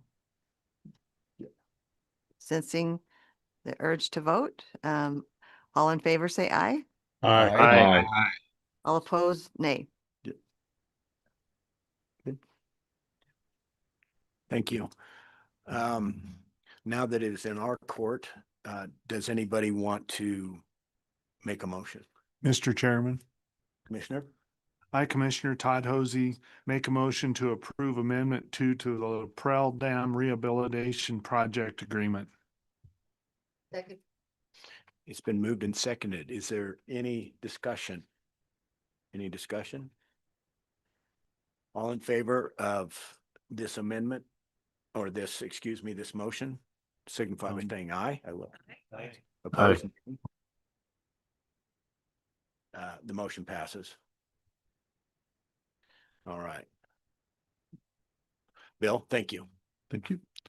I'll move forward and do the next one as well. Katie, do you have that? So this was, I handed out at the beginning of the meeting, a handout for this project. We were not sure whether or not this was going to make it or not for this meeting. And then also Eve, I believe we may have the sponsor and engineer online as well. But I'll walk through this initially. This is a sponsor's contingency request for the Skyline well connection project. This project was bid about 10 days ago, and the results of the bids were considerably over the engineer's estimate for this project. The sponsor initially came in and requested all of the funding gap at a 50% grant. However, in between sessions, the only option we have to increase a grant project is through the sponsor's contingency fund. And it's not really designed for projects that are that significantly over budget. Originally, it was probably intended for about 5% increases. Post-COVID, we did go kind of radically above that for a while because we had so many projects coming in over budget. However, at one point in time, the current or the chairman of the Select Water Committee at that time kind of said, if we're coming in this significantly over the original project, that he felt it should go back through the full legislature. So at that point, we kind of cut back to no more than 20% would be considered for sponsors contingency. Anything more than that, we would move as an amendment to the project. The sponsor would like to go ahead and award this project and keep it moving. They're afraid that rebidding the project may result in a higher bid. But essentially, we received 2 bids for this project. In the last 7-8 months, we've been routinely receiving between 7 and 11 bids on projects. Our projects have been coming in generally under engineer's estimate. However, this is in Teton County and in that Jackson area, and we have been seeing some high prices in that area. Essentially, the proposal in front of you was to go to that max 20% of the original project, which is why it's $89,600. The actual project, if you were to fully fund this at a 50-50, would be around $415,000. Like I say, my recommendation is for 20% of the original project, which is in line with sponsors contingency. My general recommendation would be if we're looking at more money than that, it probably should go back through the full legislature, but it's up. You guys can do whatever you choose. I'm just recommending what the office feels the office can recommend. Like I say, I believe the engineer and sponsor is online, or I'll take questions if needed. Yeah, if I could just speak, this is morning chair and the commissioners. This is Josh Kilpatrick with Nelson Engineering, district engineer for Skyline Ranch ISD. I just want to say that this project started as a level 2 study in 2020. Back then I had done an estimate and I tried to keep up with costs that having cost increases over the last few years. With that said, if anybody has been in the Teton County area, you recognize that a lot of our projects, particularly with the town and county, have gone way over budget. Things aren't cheap. I appreciate you alluding to the fact that it's hard to get labor and contractors in the county, so we don't get quite as many bids as elsewhere statewide. So that's a big consideration. Who I have with me now, currently sitting with me, is some Skyline Ranch representatives. I have Mike Mentor. He is with the finance committee. He's been here for lived in the subdivision for 15 years. And John Goldstein, he's on the finance committee as well, has lived in Skyline for 10 years. I will just say that this subdivision was one of the first platted subdivisions in Teton County. And the infrastructure is quite old. So moving forward, this is kind of a multi-phase project where we're improving supply and storage at this point in time, but there's additional projects on the books for replacing distribution. I've done some estimates on that, which exceed this project by threefold. Plus they want to update roads. There's also some push within Teton County to improve water quality. So we're also looking at sewer system replacement. So the impact of all these additional projects on residents within Skyline is going to be pretty substantial. I guess I'll just open it up to Michael. He had a few comments to say about just the people in the subdivision and would like to get any help we can. Mike, Jamie's on the line too, just so you know.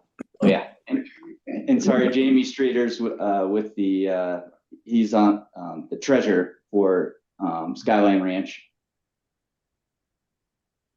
Jamie, I don't know whether you'd like to talk about. Fire away. Go ahead, Michael. Okay. So as Josh said, I've lived in Skyline for 15 years.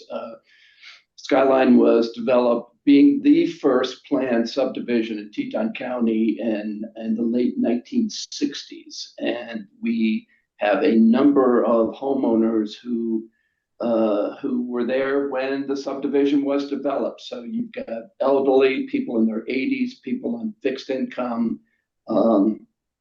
as Josh alluded to, when the WWDC Level 2 study was completed in June of 21, the estimate for the various phases of the water project were estimated to cost about $5.4 million. And now we're looking at a cost for water alone, not including potentially doing sewer, of somewhere between $9.5 and $10 million, which is going to be quite a burden on those homeowners who've been in the subdivision since the late 60s. So we need any help we can get in order to attempt to fund this.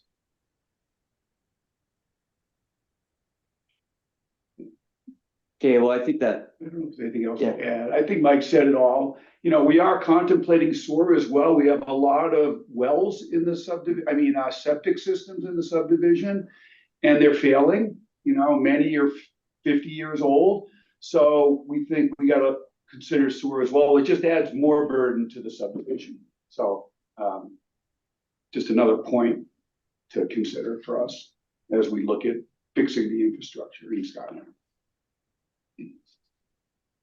Okay, well, I guess we would open it up to any questions from the commission at this point. Is there anyone that has a question for Josh, Jamie, Mike, or John? Mr. Chairman, my question would be, what do you have for plans to make up the additional 400 and change difference compared to a 50-50 sponsorship from us? Those costs would be seen by the residents in the subdivision. So I had a note in my letter. It roughly works out to $4,400 annually per residence. There's 90 lots. Roughly 2,000 of that is the additional money that we would need to come up with to move this project forward. Pending if we do get some more or get funding from water development in the way of grants, we are looking at seeking the additional funding through DWSRF. At their next board meeting on June 2nd will be considered. We think there's good prospects for getting loan funding for that. But essentially, through user and connection fees and assessments, the residents would see a $4,400 increase annually to pay for this project. And if I could jump in on that, obviously that's a substantial change for a lot of folks, but what is even more concerning is because of the other projects we're undertaking and because the funding that we have available to us from the state really essentially covers the work on the actual water system itself and not the road repairs, there's going to be a fairly dramatic increase over the next 3 years as we undertake replacing the water system of hard costs for the roads in excess of $2.5 million that's going to have to be carried by the community. And I think that's, together with these kinds of changes, is create a very, very onerous situation for homeowners with fixed incomes. And obviously we have a diverse community, so there's a wide spread of means, but there are the bell curves at the end of either end of that community that are going to be, I think, quite substantially affected by what we're going to be asking people to come up with, which is a function of history. Is there any other questions for these people? Mr. Chair. Commissioner? Yes, I had a question. I wonder if you could elaborate more on, you were saying that they had some septic issues that are failing out there. Are you seeing coliform in the drinking water wells, or what does that look like? Josh can speak to the specificity of that, but I think just generally, and maybe you want to jump in here, John. The community is 50 years old. The expected life of most of the existing water system was 40, and I don't know what the exact expected life was on some of the septics, but I think it's at or near their expected, replacement times. But go ahead, Josh. You're much more technical about this than I am. Yeah. So thanks for the question, Jared. That In recent years, there's been a big push to improve groundwater quality within Teton County because we are at the headwaters, and we have a lot of Class 1 waters in the area. There's been several nonprofit organizations that have formed, and there could be some sewer funding that we might be seeking through the Water Quality Advisory Board through Teton County. We're exploring those options. I don't know that we're going to get a lot from them, but any help we can get, we'll take. We're not aware. Yeah, we're not aware of any bacteria, right, Josh? We're still okay. As far as impacts, as far as impacts to water quality, at this point in time, those are a little bit hard to ascertain. We do have what size lots are in the lower flat? Do you remember, Jamie? I don't. Mostly an acre. Yeah, I think some of them are like an acre lot, so they're all closely confined. If you talk to DEQ, particularly putting in new subdivisions, advanced treatment systems have been really pushed lately. And the mere fact that a lot of these systems are older, some of them are plugging with the subdivision, people are going to be saddled with that cost anyway of replacing the septic. So it kind of behooves the district to move forward with a sewer collection project where we would be able to eventually connect to, it'd be the Wilson Sewer District's pressure line that goes to the town of Jackson's wastewater treatment plant. So, that's kind of a big sidebar, but that kind of explains what the circumstances are. Thank you. So currently you're not seeing any wells under the influence at this time? No, we aren't. Our wells are in a location that are unimpacted by the subdivision. Hey, thank you. Any other questions, comments? All right, do we shift it over to select water from here? Senator Grew? Thank you, Madam Chair. And I would just, if there's when there's time to make a motion, I'd be glad to, but I'll go ahead if there are any other questions. All right, I think we're ready for a motion, Senator. Okay, thank you, Madam Chairman. At this time, I'd like to make a motion that we do the full 50% on the Skyline ISD water system. And if I get a second, I'd like to discuss. We have a second here. Vice Chair Boner has seconded that motion. You can go ahead with some explanation. Thank you, Madam Chairman. Just to back up these folks, Skyline Ranch, if you're familiar, between the town of Jackson, as you leave the town of Jackson, head out towards Wilson and Teton Village. This is kind of on the curve as you go around, and it was one of the first platted subdivisions. As a matter of fact, former Representative Pete Jorgensen was the man who put it together, and through Jorgensen Engineering, and lived there for many years. He's retired now and lives in Arizona.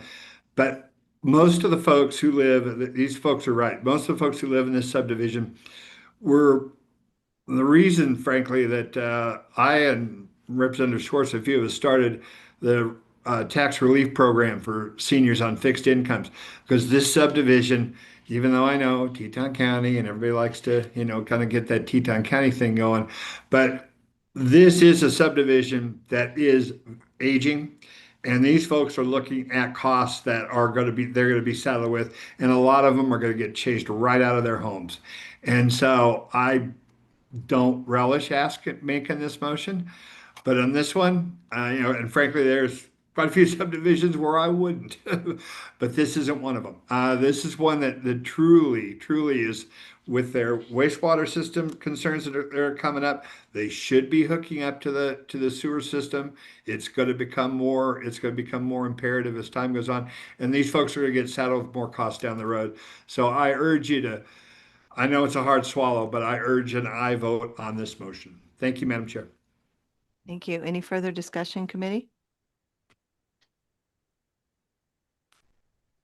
Okay, seeing none, the motion on the floor is that we have reviewed and do recommend actually funding at 50% for the Skyline ISD well connection project. All in favor, say aye. Aye. Any opposed?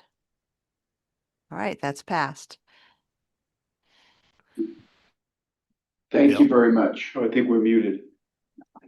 I want to thank everybody very much, especially Thank you. you, Commissioner Robert, and everyone else, and Senator. Thank you very much for your help. Thank you. Bill? So just to clarify, if we were to move forward here, the actual shortage at this point, if we were 50%, would be a $415,000, $415,116. We typically, that would be the actual bid. We typically add or make sure we have at least 5% contingency because there likely will be a change order or two coming in here. If we add in 5% contingency to that, that would push that number to $435,872. I would personally round that to just $436,000. And that would cover the current bid, a little over 5% contingency, and that would account for about 10% of our current sponsors contingency fund that we have. We have currently about 4.4 million in sponsors contingency. So I would just throw those numbers out there if we are going to consider doing this at 50%. Jason, being that we've got all these different percentages with select water and Senator Guru's motion, dollars, percents, I'm lost. And then Bill saying this is for contingency. I didn't hear contingency come from select water. Do we need to clean that up?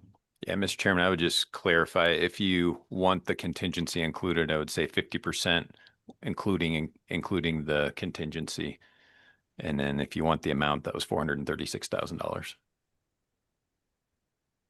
Correct. Sorry, that's what I meant.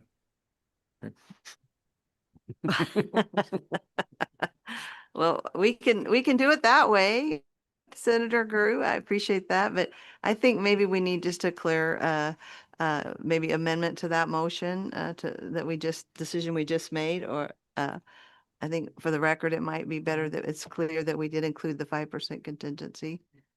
But what is the committee's? So moved. All right. We have a motion to for 50% of the amount that was the bid was over, plus 5% contingency, which comes to $436,000. Yeah. All right. And we had a second on that, right? Okay. All right. All in favor, say aye. Aye. Aye. And any opposed? All right. That motion is passed. Thank you. In our group, is anybody want to make a motion or discuss this, or both? I can make a motion. Commissioner, Unless they want to discuss. go ahead. Make your motion. We'll discuss later. Okay. Mr. Chair, I, Commissioner Anselmi Dalton, make a motion to approve the sponsor contingency account request for Skyline ISD well connection 2024 project for 50% of the bid plus 5% contingency in the amount of $436,000. We have a motion and a second. Now, is there any discussion? Is everybody clear? Any confusion? That it cleared it up with what Select Water did with the amendment. It cleared it up in my mind. Is everybody good? Okay, let's have a vote. All in favor? Aye. Aye. Opposed? Hearing none, this motion passes. Now, Mr. Chairman, thank you, sponsors. oh, yeah. Thank you. I always forget to let them go. I want to keep them here. I know. I'd like to have more. That was incredible. Mr. Chairman, that would be, since we'll have to amend that in the actual, we'll have to amend the amendment. And so it'd be upon AG approval of the amendment, then will be for signature. So just a clarification there. Thank you. Okay. All right, so next up, we have the intended use plan. And we've got Jennifer Russell with the Water Development Office and Sean King with the Office of State Lands and Investments to present that. And we are on page 146 of the e-notebook.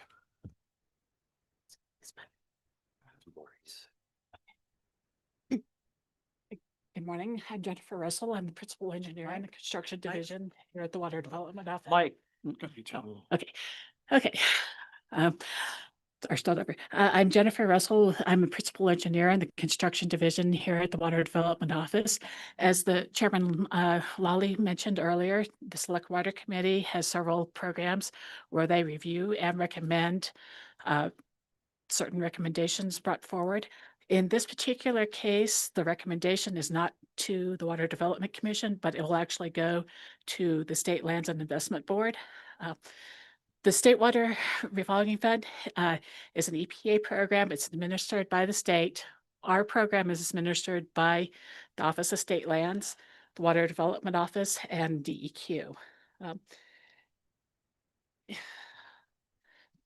The purpose of the State Water Drinking Fund, specifically drinking water SRF, is the idea that everybody deserves to have clean drinking water. It was started a couple decades ago. It is funded primarily by the EPA. Generally speaking, and there are some exceptions, generally speaking, for every dollar that we get in grant from the EPA, the state matches 20 cents. In our case, 10 cents comes from the Water Development Office, 10 cents comes from the Office of State Lands. The program is generally a loan program to communities, municipalities, joint powers boards, ISDs, et cetera, to help maintain, not really maintain, but keep going their water systems and expand as needed, replace things that are well beyond their age. Skyline that we were just talking about, they have several items that we were paying for or helping to pay for. It helps all sizes of systems as long as they're public. The smallest one right now is Broken Wheel ISD. That's 27 taps, all the way up to the city of Cheyenne and everybody in between. There is not a county in this state that has not benefited directly from the SRF program. While it is primarily a loan program, there are certain set-asides that we can make use of for different programs. Part of that is just administration of the program itself. Sean's salary, part of my salary, part of various people's salaries is paid for with this. We're also going to use part of the money to set up a one-stop shop SRF website to help communities go through the process. We're helping with lead service line inventories, source water assessments, technical assistance, both for asset management planning and also capacity development, which is basically water systems of a technical, managerial, financial ability to take care of their water system. As you can imagine, in a state this size, there's sometimes some personnel issues that need a little help with. And then also assistance in finding funding opportunities and completing applications, asset management plan templates. There are very few things in this life that get better with age, and the asset management plan helps water systems look forward to what they need to take care of. We have a meeting tomorrow, in fact, between our agencies to kind of see how that can mesh with the master planning that the Water Development Office does. And then we're also going to be doing an emergency response plan program. This is kind of a really short version of what's in the meeting materials. Hopefully you've had an opportunity to look at it. As of April 14th of this year, there have been $505.3 million worth of loans given to 314 loans throughout the state. So as I said, there is not a county that has not benefited from this. Last year, we kind of had a bumper crop. We had $102 million in loans. That went to $102 million for 28 loans. And currently in our active projects, meaning from between being approved for a loan and finishing out the project, we have in just the drinking water as her F side, $165.3 million with 54 loans. Fortunately, I don't have all 54 of those. We have it split between two people in the office. Coming up this year, on the IUP, the intended use plan, there's a total of 57 projects totaling $164.6 million that we're expecting. Obviously, not all of those are going to get done, but that is what we reasonably expect to move forward. With the loans, there's the opportunity based on population, household income, unemployment rate, amounts that the system gets in property and sales taxes, and the ratio of their water rates to household income. There is an opportunity for communities to qualify for what's called principal forgiveness. And this is in cases where they go along, they do their project, they get done. If they followed all of the rules, then there's a certain percentage, generally between 25 and 75%, where they do not have to pay back. We have this coming up. There are 42 projects totaling $17.5 million that have qualified for principal forgiveness. Unfortunately, we don't have that much money available to give out, so we will have to do some prioritizing, but that's the way things stand right now. We do have a special pot of money for lead service lines. This has been a strong push by the EPA to get lead service lines just out of everybody's systems. And we have 35 projects for $130.7 million on the IUP for this coming year. And 26 projects have qualified for principal forgiveness on that. With lead service, we bump it up a little bit. We can go, generally it'll be between 25% and 100% principal forgiveness, depending on their scores. And the third special pot of money are emerging contaminants, which are the PFAS, the chemicals that have 15 syllables, lithium, et cetera. And with those projects, we have 3 projects that we're looking at for a total of $10.7 million, and those will have 100% principal forgiveness. In the materials we have there, I have a 2-page brief summary of what the IUP is, what the IUP does. And then the IUP itself is 95 pages long. There are 7 sections. Some of them are explaining the process of what went into preparing the IUP. Some go into principal forgiveness, the exact calculation. Talks about Green Project Reserve, which are projects that dramatically or demonstratively reduce water usage or energy usage. As I always put it, you go to buy a new refrigerator. If your refrigerator is 20 years old, what you're going to buy now is going to be more efficient, but we're looking for that Energy Star sticker, so to speak. Those qualify for special rates.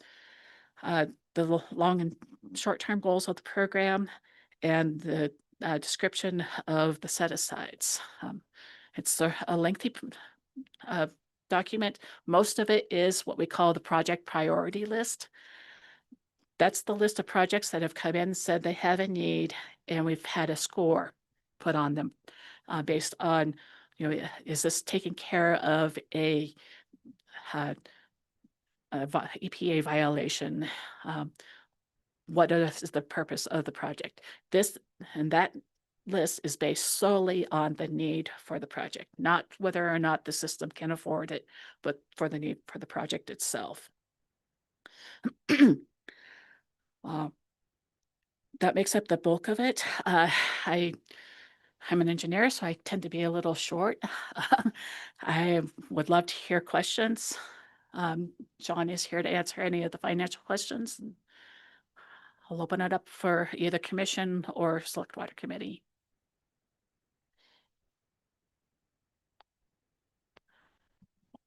Select Water Committee, do you have any questions? We'll be voting on this. As indicated, it's a review and recommend, and I do believe it's for approval of the Drinking Water State Revolving Fund for fiscal year 2027 intended use plan, right? Correct. And so that's what we're going to be voting on, but do you have any questions about the plan itself? Again, this is one of our statutory duties, and it's under one of our interim topics as such. So, Vice Chair Bonner.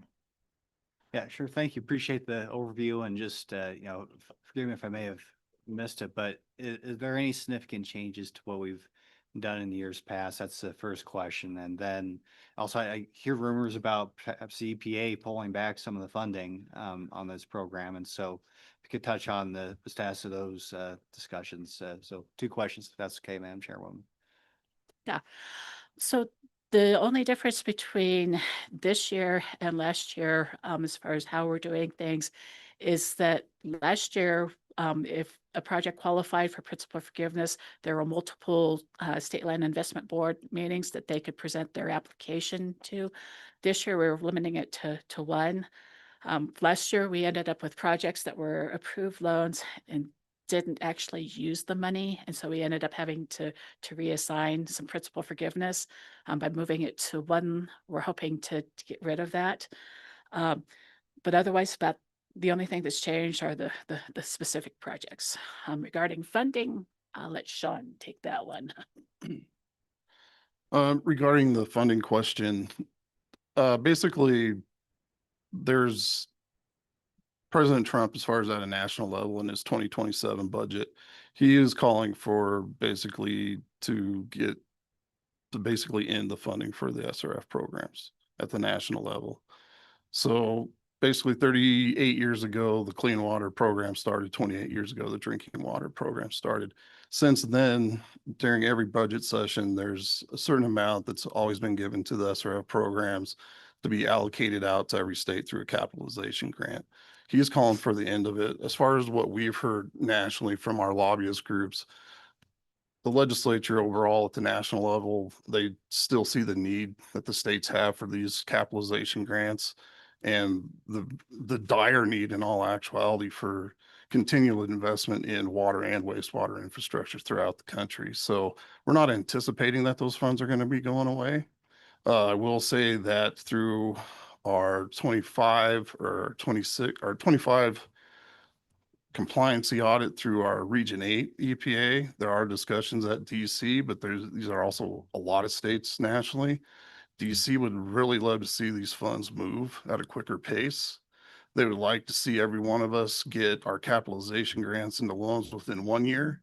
And if we could spend all those dollars in 2 years, they've kind of relaxed it. Now they're saying 5 years, but they do give us a 7-year grant period to expend all these funds. The state of Wyoming generally lands up having to take the whole full 7 years to expend the funds. We basically, as programs nationally, have always argued the one size fits all federal requirements of the program do not quite fit rural states because we just do not generally have the population to eat up the funds, nor the contractors to get projects done on a yearly basis to cycle through these funds. Because realistically, on both sides, we have roughly around $190 million, which are considered our second round funds. Those are all of our recycled loan payments and interest repayments and investment income. They would like us to see us cycle through those funds within a 2-year period every 2 years. And that's just in this state an impossible task. So while there's talks about it, the concerns, I wouldn't say that they're real big concerns as a program standpoint yet. Our lobbyist groups, talking with legislators and across the country, they still really support the SRF programs and they see the need for it and they understand our arguments. They just don't ever work on trying to free up some of the constraints with the federal requirements.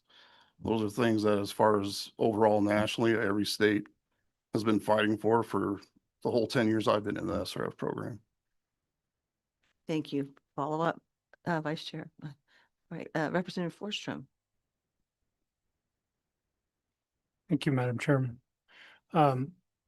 just briefly, could you expand on or maybe be more thorough in explaining the reasoning to go to one application a year and what that's going to look like for communities?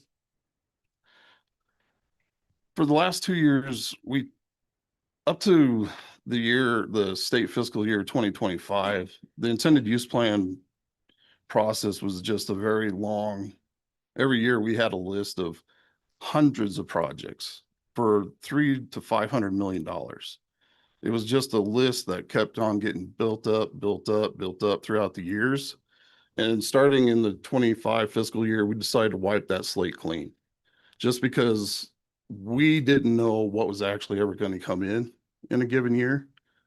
And basically, as legislators, you guys were using that SRF program list as, that's what we need for that year, but wasn't always true. So every year since 2025, we've been wiping the slate clean. So when Jennifer talks about we have 57 projects for 160 some million on the drinking water, that's what actually people said they need for this year. It's not just a pie in the sky number that people have just been adding on to for year after year, because we relied on communities back then to, if they did a project using a different funding source, to let us know that we need to take that off. And that just wasn't happening. So we went on to this new process. So for the last 2 years, we've been doing a defined funding package. We were getting commitments from people. We'd email people saying the process of creating the IUP, this is what we can offer you. Will you come in and get this loan? They would commit to us. We'd make the plans. And then, of course, some people just don't follow through. They weren't coming through with the commitment that they were going to come to us for the loan and to take the claim to that principal forgiveness. That's part of these funding packages. Last year, a lot of it was on the drinking water side. People were going for water development funding at the same time as us. So if they did not get their water development funding, they're coming back to us, asking us for more funds and loan, and hopefully an increase in the principal forgiveness. We'd already allocated out all of our principal forgiveness. So it became really hard discussions. So we decided nationally, a lot of states go and they do all their awarding one time a year or 2 times a year. We decided as a staff that we would like to try that out. So we basically, on October 3rd, people will be able to put in their applications. We'll be able to grade things out. I'm anticipating on the drinking water side, if all our top 17 projects put in, we should be able to fund those. On the clean water side, I believe it's probably going to be around 7 million or 7 projects, just because of the size of the project submitted. And there's a difference in the amount of money we get on both sides of the fence there. But basically at that point, then everybody should really kind of have an idea of what their funding is going to be from water development on the drinking water side. Then on the clean water side, people will know exactly at that point. We'll be telling them, this is what we can get. Are you going to proceed with this loan application? Or would you like to pull your application? And then we'll be able to reallocate money at the front end instead of trying to scramble at the back end. So it's a process that we're going to try. If it works, it works. If it doesn't, then we will probably go back to the drawing board and probably go back to our defined funding packages. Another thing that we're looking at is this year's been a record year for the program. We've approved 52 loans between the 2 programs for over $160 million. It's going to be hard for us to get all those projects digging in the ground and going, just because we will run out of contractors, I believe, in the state. And it kind of helps give this whole cycle a little bit of time maybe to catch up. And as a project management portion of it, it also gives our staff a little bit of time to catch up on things and to get some of these other set aside programs that Jennifer referred to up and going, like the asset management plan program that we're right now in the RFP process for. So that was the reason why we went to this new outlook and 1 time a year awarding of principal forgiveness. We already have Skyline. They have a project on the drinking water side. ranks, I believe it's 54, if I remember right. They've already had a pre-application meeting with us because they realized that they're probably not going to make the cut for principal forgiveness with how they rank out. So they're looking to proceed at getting a loan for distribution projects just at a lower interest rate. So anybody that's looking like that, they can come in and turn in an application and get their loans approved at the regular SLIB board meetings that we have throughout the year. Thank you. Follow up? Thank you. Other questions? Anyone? Yes, thank you. Commissioner? Thank you. Thank you, Madam Chair.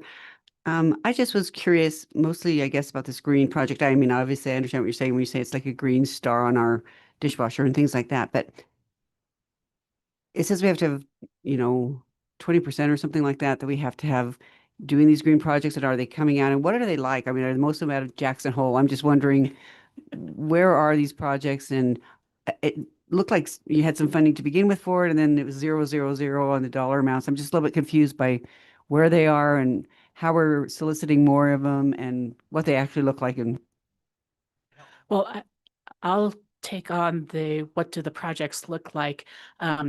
In the 4.5 years that I've been here, I've had 2 projects that have had green project money. One which is the hydropower facility out at Sherrard Water Treatment Plant. That was completely green project reserve. The other one was much, much smaller. The town of Pinedale, they have an area in town where the mains were buried a little bit too shallow. And therefore, there are certain residents that just left their faucets running all winter long just to keep the water running so that they wouldn't freeze.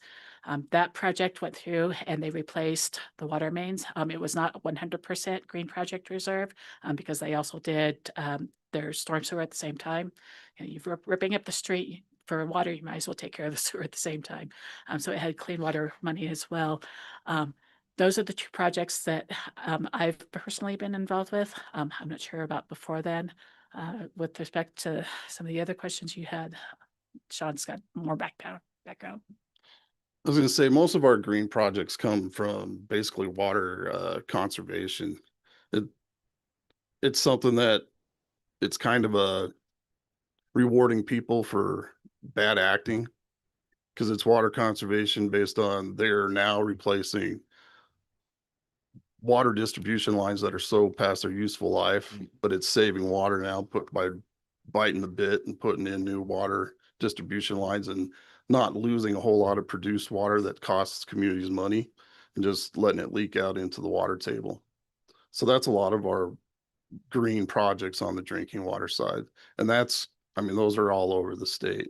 As far as the table, I believe you're referring to, at the beginning, the drinking water capitalizations grants had a 10% federal requirement that we had, if we had $10 million grant, we had to have $1 million in green infrastructure to report to the federal government. I can't remember exactly. I believe it was 2018, 2016. They took that 10% requirement off of the drinking water. Now it's just a recommended, you try and get 10%. And basically to do that, we have put in 0% interest loans into our interest rate repertoire for anybody to encourage people to do green projects. On the clean water side, we still have a 10% federal requirement. That one we do have to try and get green projects. Unfortunately, it's very hard for us because most of our clean water projects are just replacing wastewater collection systems. It's just pipe in the ground. That one, if they're leaking, you don't get much of a credit for putting in new distribution lines. So that one's a little bit harder. It's a little bit more of a challenge. One of our biggest green projects that we just approved is for the town of Encampment. They're working with the National Forest Service to do a whole bunch of forest cleanup. They're going to be doing some clear cutting and cleaning up so that they can basically make their water sources resilient from wildfires, increase the yield of, water from cleaning up, deforestation and cleaning up. They're working with the National Forest Program through that. Basically with that project is probably the greenest project I'd say we've ever done for the state in the SRF program. They're working with the National Forest Service in the way that they came in to got the loan. They're going to make National Forest dollars go further because we did award them 75%, the principal forgiveness, because that's what they qualified for. The national, it's like the Turkey Federation, I believe. The National Forest has some money into it. Basically, once that project is done, they are going to be awarded their principal forgiveness, and then those different contributing groups will end up paying off that principal for them. So it's a project, Arizona, they did this the first time. And basically this is really the second time in the nation that it's being done through the SRF program. So that's, yeah, I mean, we will accept a green project from whoever wants to create it. Thanks. That was very helpful. I appreciate both of your answers, Sean and Jennifer. Yes, please, Commissioner. I got a question. Suppose a community that was built in 1960 had septic tanks and all that, and now it's leaching into their water. Do they qualify if they've got like bacteria from their septic tanks for those kind of monies? I'm reverting back to Skyline up in Jackson. Yes, they would definitely qualify because right now they're a special district already. So they're a municipal entity, so they have access to the funds. They would be able to come to us for a clean water SRF loan, and we would give them a 0% interest rate because we would consider that consolidating systems.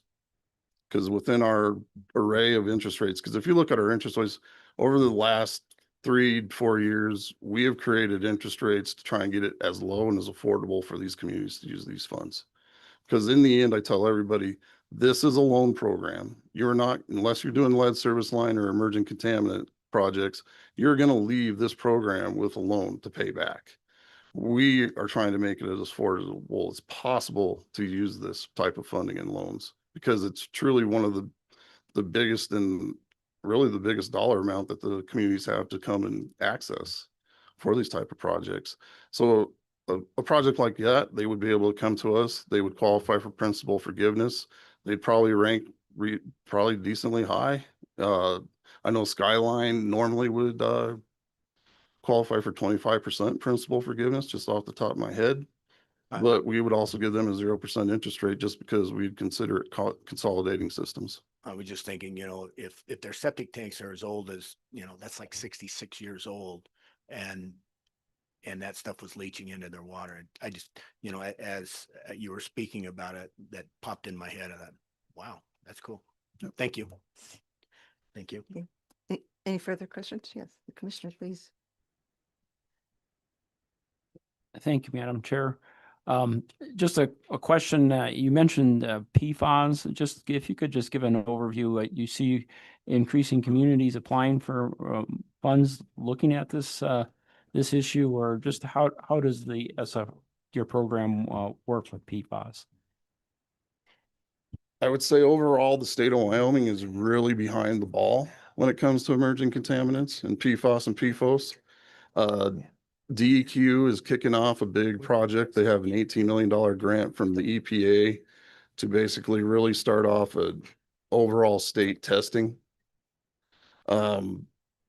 Once communities start testing their water and they figure out that they have contaminated wells, that becomes a problem then for that system, because at that point, by the EPA, you have to figure out a water system, a source that does not have that contaminant, or you're going to have to put treatment in line that will get rid of that contaminant.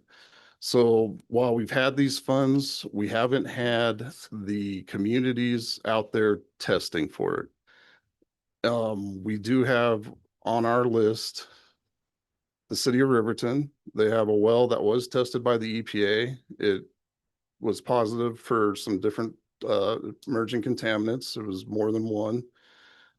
They are basically, they're supposed to be working on an application to get a new well drilled. This well happened to be very close next to their airport, which firefighting foams at airports is one of the leading contaminators of water, source waters for PFAS and PFOS. So they're working on a application right now. It's roughly just over $3 million.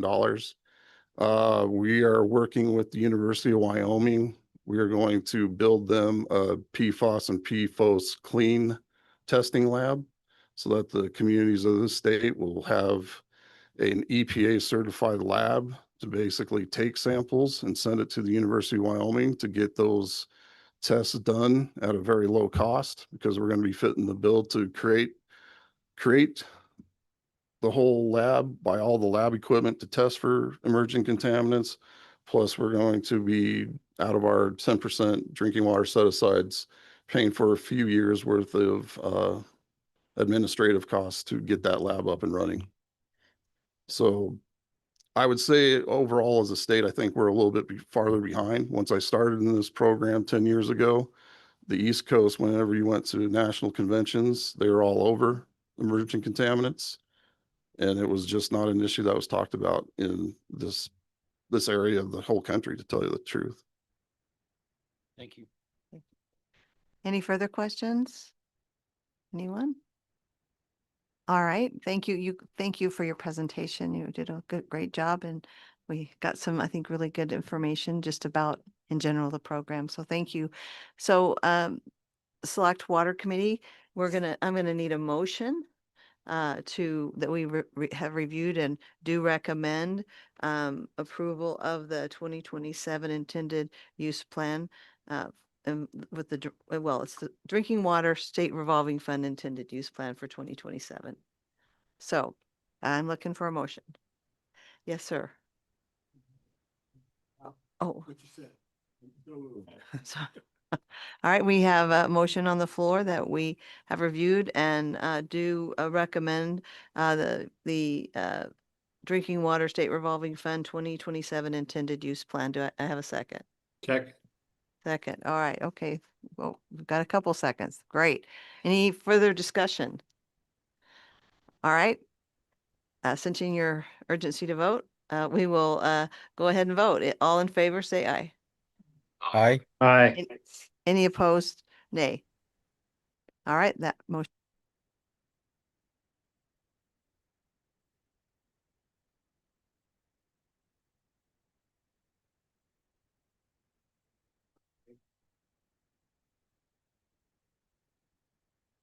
Jason, the next deal on the agenda is other items requiring action. Is there anything that is needed there?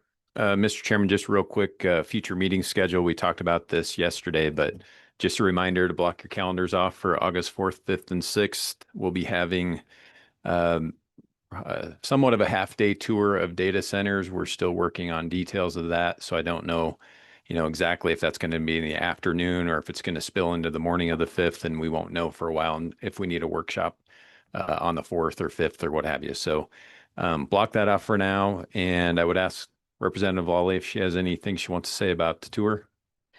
Thank you, Jason. Yeah, the tour, the purpose of the tour is to educate the members of Select Water and the members of the Water Development Commission about the use of water by data centers. Similar to last year when we went to the Trona industry and got to see firsthand. So here's what we've decided and looked at considering certain constraints. Those attending the tour will be members of the Water Development Commission, members of Select Water Committee, appropriate staff from Water Development Office and State Engineer's Office, or him or his designee. This year, no spouses, and we're keeping it tight, partly just because of constraints in a lot of areas, but mostly it's to further our understanding of this issue that's very important to the citizens of Wyoming. And that would include part of our LSO staff too. We would need some of them to go as we might look forward to developing something if it involves developing some legislation. So thank you. Okay. All right. Thank you. So yeah, I'm not aware of any other items requiring commission action. We can move on to discussion. I've got one thing on that. As you guys may recall, we lost our fiscal manager, David Ray. He had a great opportunity to further his career that we always like to support. And so he moved on, but we now have Dale Van Landingham, who, despite his youthful appearance, has 30+ years of experience. So he's got big shoes to fill, but I know he'll do a great job. So just wanted to introduce him. You'll be seeing his face around here, hopefully for a long time into the future. And then I would ask if there's any other discussion the commission or the select water committee would like to have. Mr. Chairman, Commissioner? I have a special request.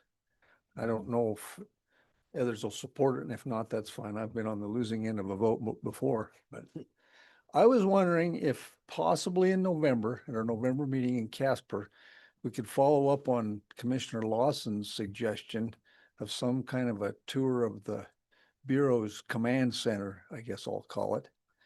He was fairly, he did a fairly good explanation of how much area that office covers and how much control, I guess, they have of all of the dams and water resources here in the Northwest. And I'd really be interested in seeing that. I don't know how long it'd take. I don't know what the Bureau's, what kind of reception if they'd be receptive to that or not.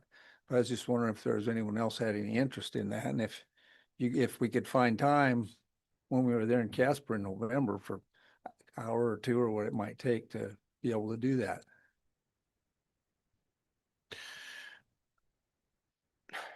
Commissioner Craig, I think it's a great idea. Speaking with John, he's a wealth of knowledge and he was pretty excited to speak about that. And when he was talking to us about it, I was amazed that how much is run out of Mills, Wyoming for the Bureau of Reclamation. And I think it'd be an interesting thing, being that it is, has to do with water and water management. Mr. Chairman, we can sure reach out to the Bureau between now and August and kind of get an idea, is that something we could do, how long it would take, and we can report back in August and then kind of try to figure out how we can fit that into the November schedule. So yeah, we'll definitely look into that for you guys. Thank you. Mm-hmm. Anything else? I don't have anything else. Then I think we are going to adjourn. Do I have a motion to adjourn? So second. All right, done. Great. Go ahead. Yeah, I was gonna let you adjourn and then make a statement that we will, actually it's 1. So we will be beginning select water at 1 o'clock. We published a schedule last night to move it up a bit in anticipation of this meeting ending a little bit early. And so we'll be sharply at 1 o'clock. I'm asking select water committee members to be back here by about 12:45, 12:50, and hop online too. So we know we have a quorum. We can quickly do our roll call, establish our quorum, do our approval of minutes, and then move right into the topics. We'll have people lined up and ready to go. So we've got important work to do this afternoon. And again, just would ask the committee to help out in that way. So thank you. Madam Chair, I would just ask, I'm assuming the commission is welcome to stay and that they would be welcome to stay in their seats where they are during that discussion if they want to. Yes, we might try to rearrange just for select water to work a little bit better in terms of, but definitely, absolutely. I would actually think it would be very valuable for the people of Wyoming if you could stay and we kind of all hearing the same information together is very helpful. So please do if you can.